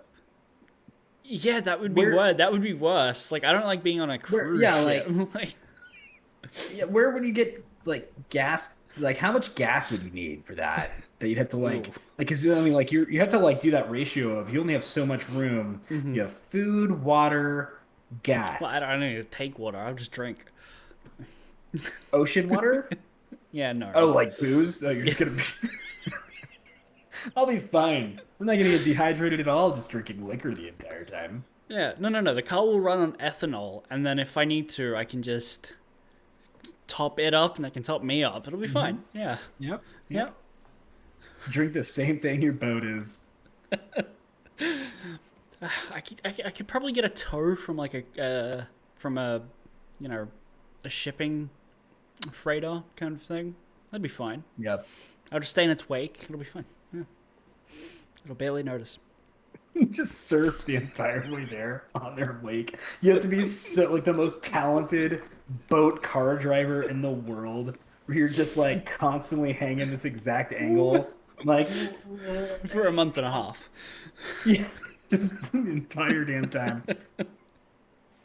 Every once in a while, you have to drive with at least one per other person who's also just as good, but where guys can like all right, I'm going. Right. It's a dual cabin, so there's actually a steering wheel on both sides, so we don't have to swap. All right, like God, that would smell so bad. Where would you poop? Is that the window? Yeah. The ocean is my bidet. Like it's fine. It's your bidet. It's nothing better than just a nice like Pacific Ocean enema on your way to a nice beautiful StarCraft gathering. I'd turn up in Austin, Texas, and be like, I would look like is it Tom Hanks in Castaway? Like when they find him. But then you'd have to drive from California or wherever you land to Austin, which is another like 20-hour drive. Like Ooh, so like you may on land, but like at least you can go to like a McDonald's or something. And you're like, I finally am getting real American food. Oh great, it's the same cheap plastic shit back home. Oh, exactly the same. Yeah, I mean, I'm not gonna lie, the flight's sounding a little more tempting now. I I would recommend it. just fly and then I don't know. I don't own a car, and I don't know if I can rent a motorcycle. Yeah. Well, I mean, sorry, I don't know how to. I don't own a license to drive cars. Owning a car is not an issue because I would have to rent one. But Really, you don't have a license. I don't know how that would. I don't know how that works. I know. From America to Canada, they didn't give a shit. Like my driver's license was fine. But like they was kind of like made a couple comments to me when I was renting the car. Like there's like, oh hey, by the way, it's kilometers. You know what that means? And I was like, I'm guessing my number on the speedometer needs to match the one that's on the road. And they're like, yeah. And I'm like, cool, I'll figure it out. Thank you. are they on the left or the right in Canada? Like which side? They're on the right, like a normal human beings. No, like. Oh, You guys God. drive on the left in Australia? Yeah. What? Yeah. That's the weirdest thing. So parts of Canada, I'm pretty sure, are left, Really? but most of the time it's right. I've never Well, heard of a because, you know, country Canada- being half off. Well, a lot of them are because of the British imperialism. I mean, maybe. I Because- I just can't picture any country being like, here's left hand, and then you've got to cross in the middle of a highway because suddenly we're on the wrong side of the road. Oh, absolutely. Really? That exists. No. Yes. I think in places like Haiti and stuff like that are a little bit more common. But there are, I'm pretty sure there are pieces of Canada, and it's probably not the case anymore. But like for a long time, Canada had a very part, you know, like where my grandmother is from Newfoundland. I think Newfoundland, right? Yeah, Newfoundland. Before somebody corrects me, but like she never considered herself Canadian. She considered herself English. Like she was like I'm like she had a very proper way of saying it, but it was like really weird. It's like, I mean, but you live in Canada. Wait, hold on, was she from Canada? Like Yes. So she was born in there, Canada. but it was but like technically she was an English citizen. Yeah, that's true. Until like pretty recently, where I'm pretty sure there's like, yeah, you're Canadian, you know, like it was like a dual citizenship sort of thing, like right out the gate. But like she considered herself English. Right. Had she ever been to England at any point? No.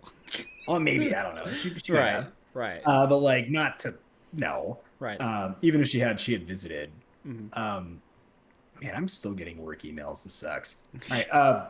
But who the hell's working at 10? Like, and they work in Eastern time. This guy's working at 11 o'clock at night on a Tuesday. Bro, calm down. Calm down. Anyway, actually, good for you. But so anyway, yeah. So she was a Newfie, Irish, like 100% Irish by blood.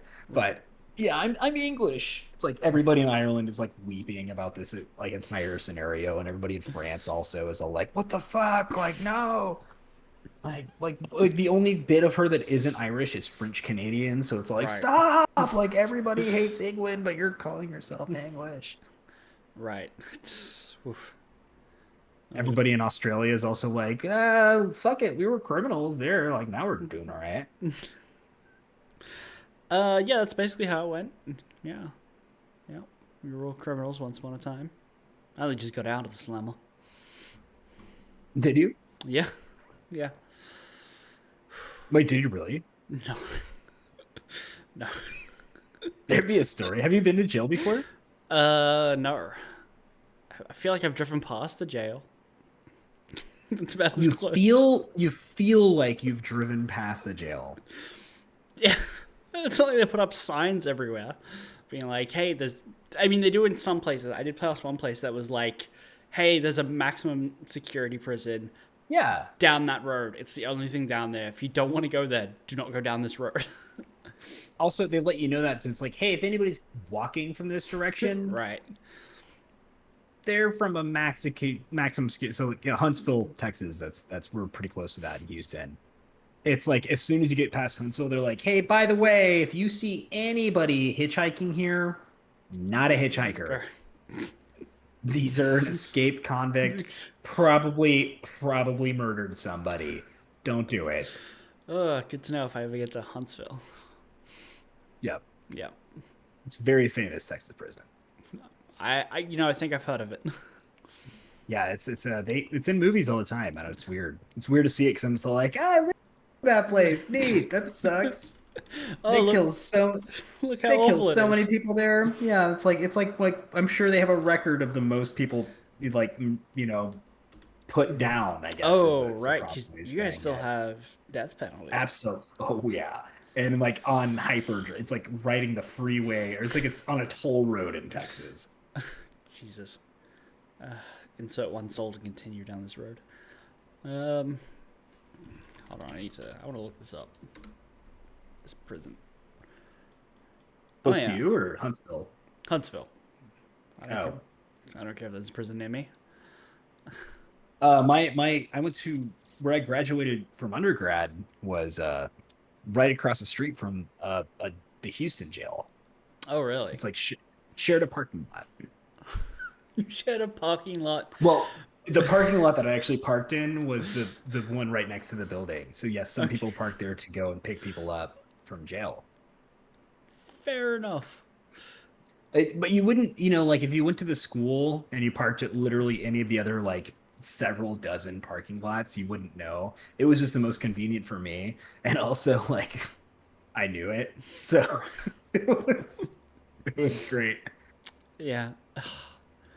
Okay, so Huntsville unit is the most active execution chamber in the United States. Sounds about Texas. 572 executions since 1982. Actually, what's crazy? That number probably sounds like a lot. I am surprised it is not larger than that. Honestly, yeah. I thought it would be worse. That's actually like, it doesn't make me feel better at all. No.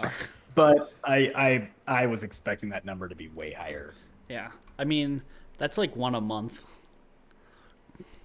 I just like want to watch Green Mile and just feel sad.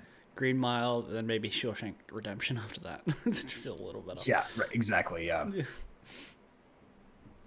So anyway, on that note, this podcast sponsored by the Huntsville.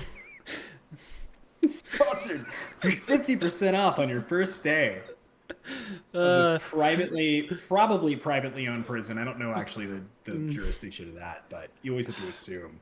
Probably, yeah. If they're doing executions there, I assume it's not. Yeah, it says it's managed by the Texas Department of Criminal Justice. Okay. Yeah. Yeah. I feel like privately owned prisons aren't putting people down. No, of course not. And They're I worth say too much that, money I to say them. that exactly because they're actually working. And the amount of times I drive across places and see like road workers that are like in orange jumpsuits, I'm like, this is so fucking sad. Like, most of the soap in America, like if you buy like really cheap, it's like this specific pink soap that smells like a very specific way. That's like 100% made by privately owned prisons. Yeah. Like that's where that soap comes from. So if you ever have like super cheap soap, it was made off of the labor of people who were probably non-violent criminals who are going to be in prison for the rest of your lives. It's awful. Yeah, yeah. There's a reason it's so cheap, and it's because we don't pay them the minimum wage. Significantly under it. Yeah, they literally are getting like they're allowed to order candy bars at like there's whatever, the stockade thing there. Like because we force them to work, 12-hour days at this place. And they're allowed to have like an extra like off-brand candy bar, maybe like a Squirt or something. If they're like really lucky. Yeah. Yeah. It's fucking awful. Anyway, this is super depressing. Super depressing. Yeah. Yeah. Let's move right along. So anyway, Ducky, the Chinese keyboard company. God, I wish I could show y'all texture. Like I'm a very tactile person, and I don't like I thought I wanted smooth keys forever. The fact there's a texture on this keyboard, genuinely didn't think I like it. There's certain types of like canvas that if I rub my fingers on, I'm like, like I'm like Right. upset about it for more than a minute, you know, like, and I like my wife will talk to me and I'm like, I'm still getting over this. I feel like I'm probably a little bit on the spectrum here, and I'm not saying that in a weird way. Like That genuinely, I'm very tactile. sounds like ASMR for touch. Exactly Yeah. like that. But this keyboard is just like it's like just right. At first, I was like, I don't know. Then like after I like pet it for a while, I'm like, this is perfect. You This pet your is keyboard. oh dude, I absolutely like. I'm currently petting my keyboard. It is beautiful. Like just I can just run and like there's like straight lines down it. It is like so stimulating. It's fantastic. I am so happy I bought this keyboard. And it's beautiful. It has a numpad. Oh, yeah. Fucking most good keyboards don't have numpads unless they're like $200+ if you get a quality one with a numpad on it. This Right. one there's a calculator button. I just opened I'm still opening up calculators. There's like 15 on my screen right now. It's great. Look at you. Like, do you really need a calculator hot button there? Like, really? Yeah, my job, yes. Yeah, maybe. Instead of like going down, clicking start, or going type here to search and typing CAL, Well- you know, like I can just press it because there's so many times where it's just like a quick multiplication problem where it's like I don't know, I don't feel like doing that. And just hit cal, beep beep beep beep, enter, done. It's this. Okay. Then everybody's like, "You're so smart." No, I just have a good keyboard. Well, okay. Okay. I'll allow it. So for 50% off your first order, Son of a bitch. type in code "Who the hell is Duddles?" Hashtag Falcon Paladin Hour 2021. Okay, you know what? If you go to the falconpaladin.store and use the code DUDDLES, that will give you 10% off any order. Right now, I'm making the discount work. Oh my god. I love it. But do you know what you guys should also do? You guys should visit the Patreon, which I will tell you about in a minute. I have the exact details off memory, but we will talk about this in just a moment, where we can talk about how to contribute to the Falcon Paladin Hour. Coming up next after this ad break. If only we had ads. If only we had advertisers. All right. Discount code is live. MeUndies. That's the big one, right? So okay, No, so wait, step so one this on ad these. break is Step one on these. what is the discount code one more time? Duddles in full caps lock. Full caps lock Duddles. What's no. the website that we're going to go? It's falconpaladin.store. So if you visit falconpaladin.store and type in discount code capital Duddles, It's just Duddles, one word, all capitals. Full caps lock. if you've hit caps lock on your Ducky keyboard that you purchased for 50% off on your first order of over $15, you will receive a 10% discount on the Falcon Paladin Hour. It's true. Try it now today. Oh my god, I'm looking at all the sales rolling in. I might break even this month. Oh god, do you put money into this? I mean, you have to, right? Yeah. I debate a host the site, yeah. Yeah. Well, I mean, how much? So whenever you're hosting the site, is it just the URL, or are you actually hosting a server as well? So I've paid for the URL and I pay like Shopify money to have everything running. Yeah. So Okay. Yeah. I'm Shopify is the best possible company to be giving your money to. Yeah. They support StarCraft, so I support them. I've integrated with Shopify probably 15 times, and it's the easiest integration I've ever done every time. I love it. They're so good. They have the best API in the world. And also StarCraft. Fuck yeah. Like him. Yeah. I liked him before, and then I found out they were in StarCraft. I was like, are you serious? Every single time I'd ever get a client that I had to integrate with and they were Shopify, I was like, yeah. Now I'm like, Shopify like StarCraft? I love this company. And I try to apply for there, and I was like, oh, I don't live in Germany though, so never mind. You don't want to live in Germany? They won't relocate? Hell yeah, I would. I'd move to Germany. But That'd be cool. would the wife move to Germany? She'd consider it. Not with the kid. With Yeah. the kid might be a little weird, but she would definitely consider it. That would be interesting. Yeah. It's just radical enough of a move to where she could do it, but it's like in a place that's like totally not gonna be.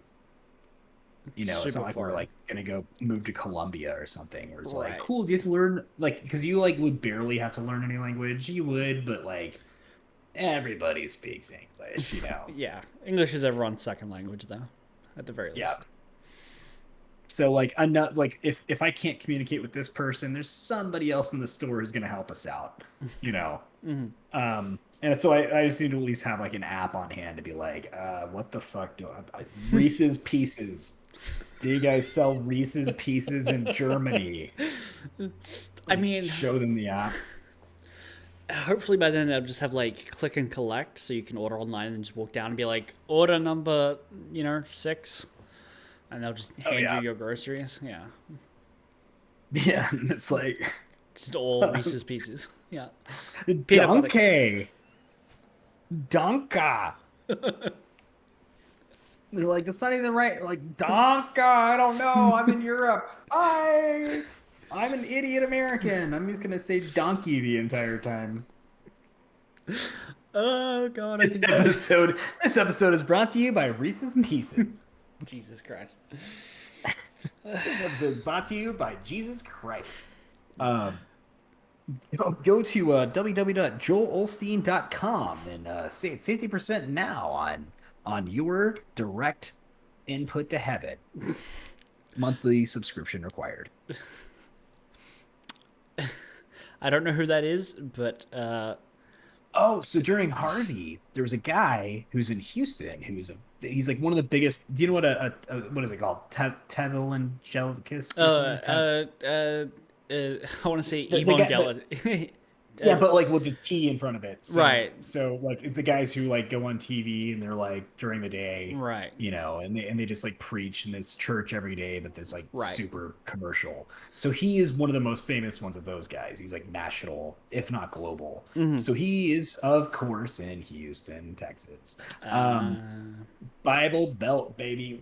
Woo! So this guy during Harvey, despite all this preaching of like open doors and whatever, like locked his doors and refused people entry into his church whenever people were like homeless walking around, like my house got flooded and they're looking for shelter, and like he like barred entry, not personally, Right, like he right. like every other church, even the job I worked for at the time, we had a warehouse. We opened the doors and like a couple people stayed there for shelter for a few hours. So it was just like, hey man, do you guys like we have people here.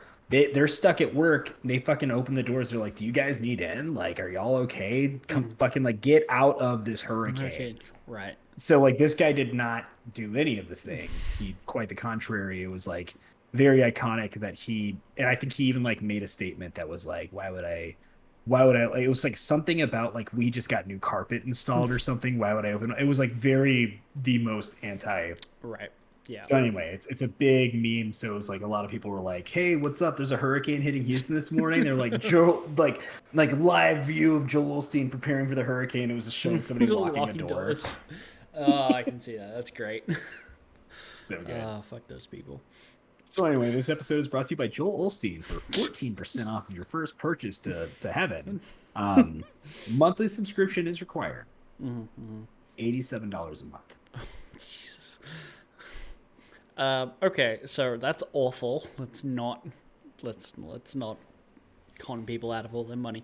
You know what I realized was that Asus ROG is coming up, and there's groups out for that are going to be played in like 2-3 days that we haven't talked about today.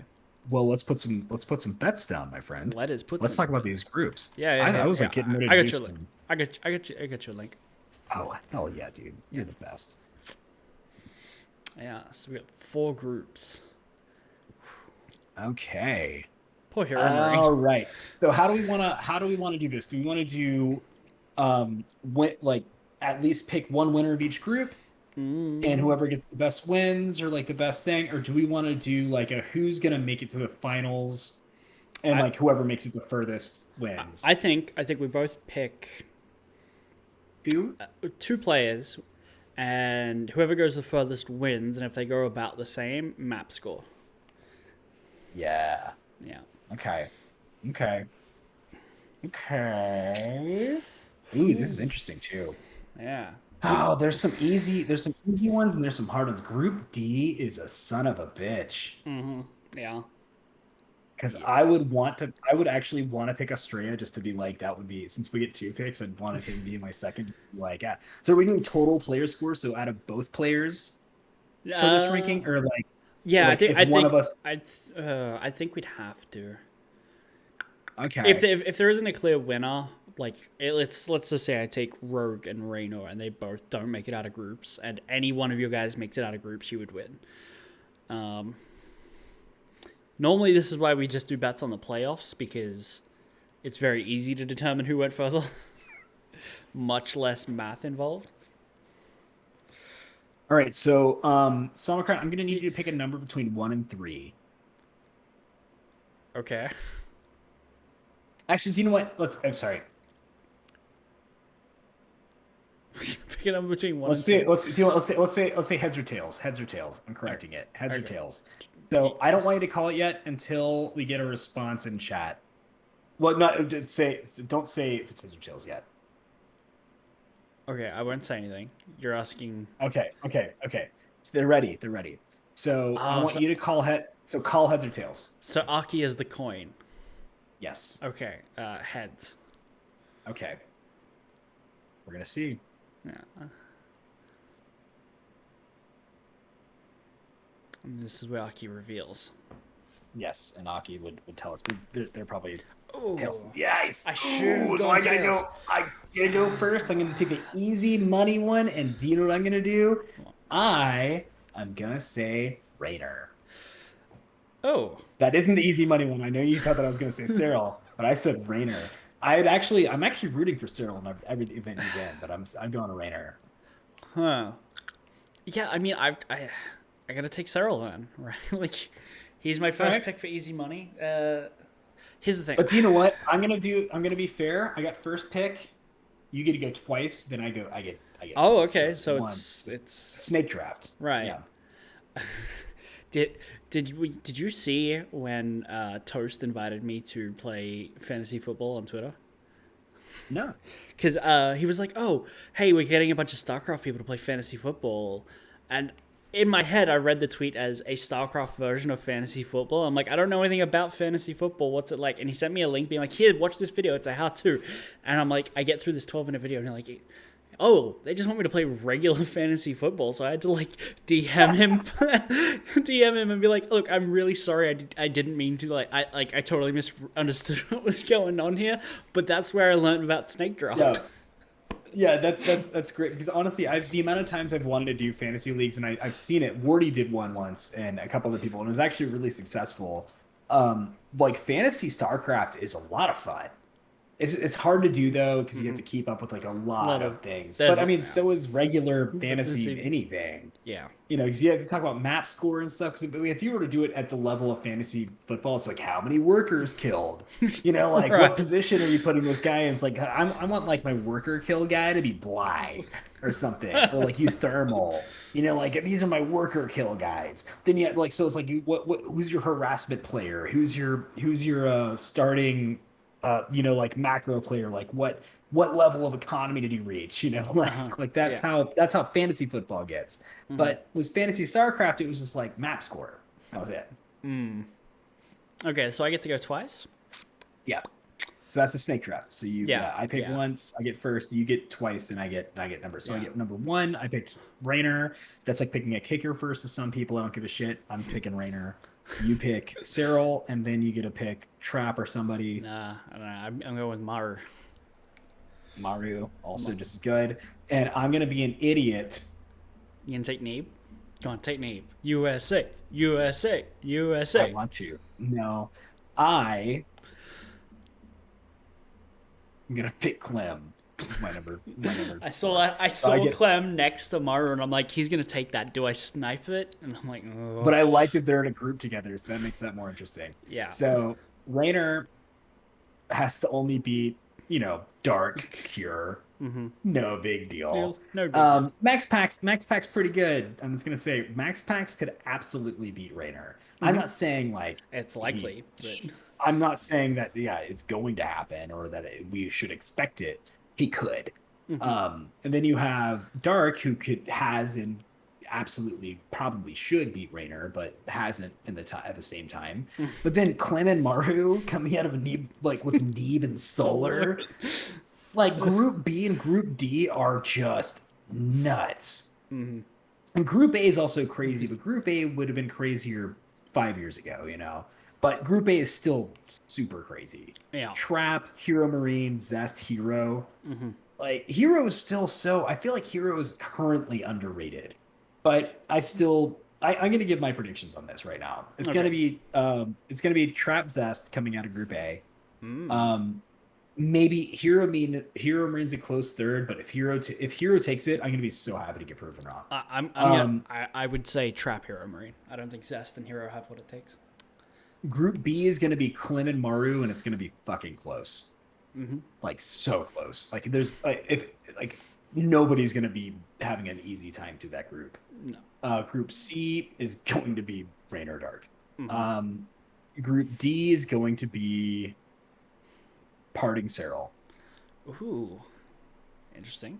You don't think Rogue's yet now? But, dude, honestly, I think Rogue could, but I don't know if Rogue is practicing right now. Rogue is only good when he practices, and he doesn't practice all the time. When if Rogue is practicing, he will beat Cyril. But I don't think Rogue is going to practice for it the same way that he usually does. It's not like BlizzCon. So he's gonna practice a little bit. I think that Estrella could actually beat Rogue out of that one, because Estrella is going to be working harder than anybody else to get out of that group. So if anything, I'd actually put Cyril Estrella as a weird mashup, but only because Parting is there. Estrella's not going to get out. Because that's the wild card that is going to knock Estrella out, because Estrella can prep against all three, the other two really well. He can play against their styles. I think that he'll even take a map off Cyril.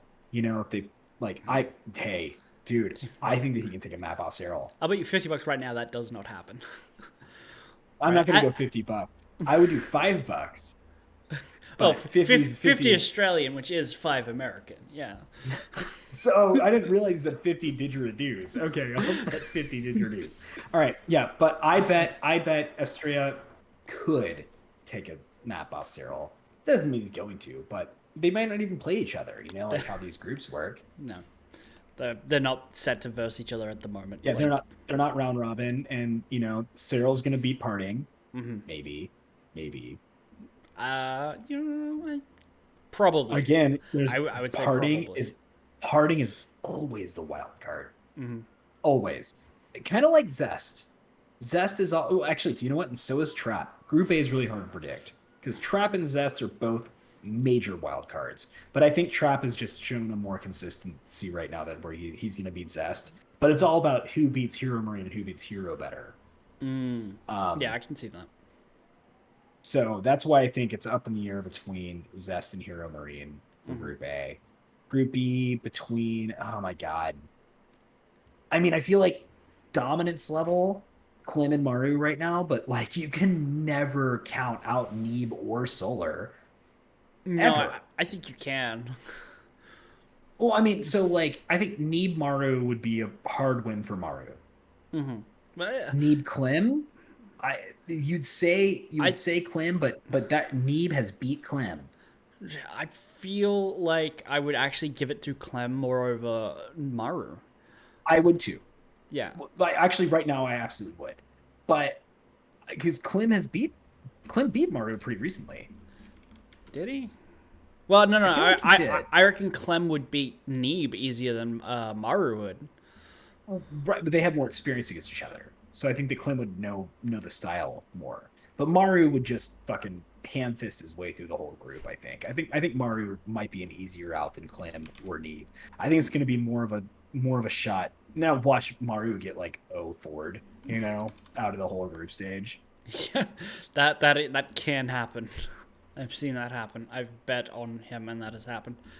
Whew. I feel bad. I love, my favorite part about all this though is that Max Pax is here. Mm-hmm. Looking at every other name in this group, only Max Pack stands out as like, because Estrella has proved He's his been worth, in right? he's been to GSL and Yeah, I mean, he hasn't performed extraordinarily well in GSL, but like he's probably gotten knocked out the same round Cure has, the same round Solar has, Sure. maybe the same round Hero has, like even though these guys have all obviously gone much further in GSL than Estrella has in their careers, Estrella is like relatively new to this scene compared to these other guys, except for Max Pax. Max Pax is the Haz of this generation. All right, like this used to be Haz's spot. Haz would go, he would be the wild card cheesy bastard who would just somehow make it through the qualifiers. Yeah. Who before that it was Bly. God, I miss Bly some. I mean, like he's still super active. He just got his 10,000th win on ladder. Yeah, I saw that. Yeah. It's so weird. It feels like he should have hit that a long time ago. Bly is no. That wasn't on ladder. That was competitive games. Oh, he won his 10,000th competitive game? Yeah. Oh, I was about to say, I was like, that like, doesn't that seem like really small? Yeah. But yeah, so Bly is like within half a year of me in age. I forget who's older, but like I love him more so because of that. Because it's like, oh, you've been like I've known who you were since I felt like I was just getting into StarCraft, and I can't imagine have like been that my age when he was blowing up as a professional gamer. Right. But that's the age you're supposed to do it. But it's like, how did you figure out this game at your age? Like I mean, I can't imagine somebody getting into StarCraft 1 and being as good as Bly was there. Like I can't imagine being a young kid and being like, StarCraft 1, let me just go ahead and pick this up. Like I played a shit ton of it, but like to that I was terrible. Yeah. And I never pursued it. There was no esports that like gave me the drive, inspiration. Yeah. It was just like, this game's fucking hard. I'm bad at it, whatever. I don't live in Korea, so you were too busy being kicked off CS:GO teams. Yeah, right, exactly. Well, Day of Defeat. Thank you very much. Oh, sorry, it was Day of Defeat. My apologies. I would not. CS:GO was not. CS:GO wasn't a thing yet, bud. I was 14 years old. I say CS:GO as my it's my brain's autofill for anything Counter-Strike. Right. So. Yeah. That makes sense because all of it filtered into that for any sort of Half-Life mod.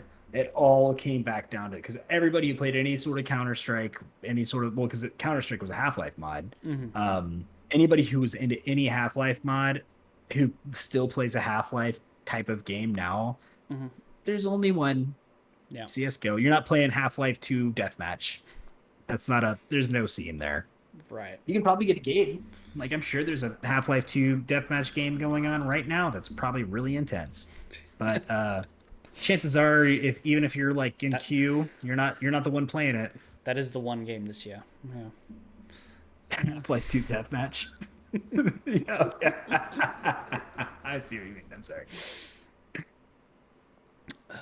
All right, so we have our predictions, I guess. Yep. I don't know if they've been documented, but we've at least picked our people, which we can remember. Yep. Maru Cyril and Dark Clem. Yep. Well.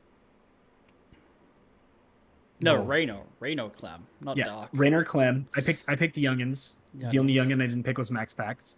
And you picked Maru Dark? No, you picked Maru Cyril. Cyril, yeah. So you picked the obvious. I picked the lesser, the up and comers. Right. Well, I mean, I feel like you've got an advantage here because Reno, I feel like against everyone, he's kind of really, really good. He probably has the most sure thing out of his group.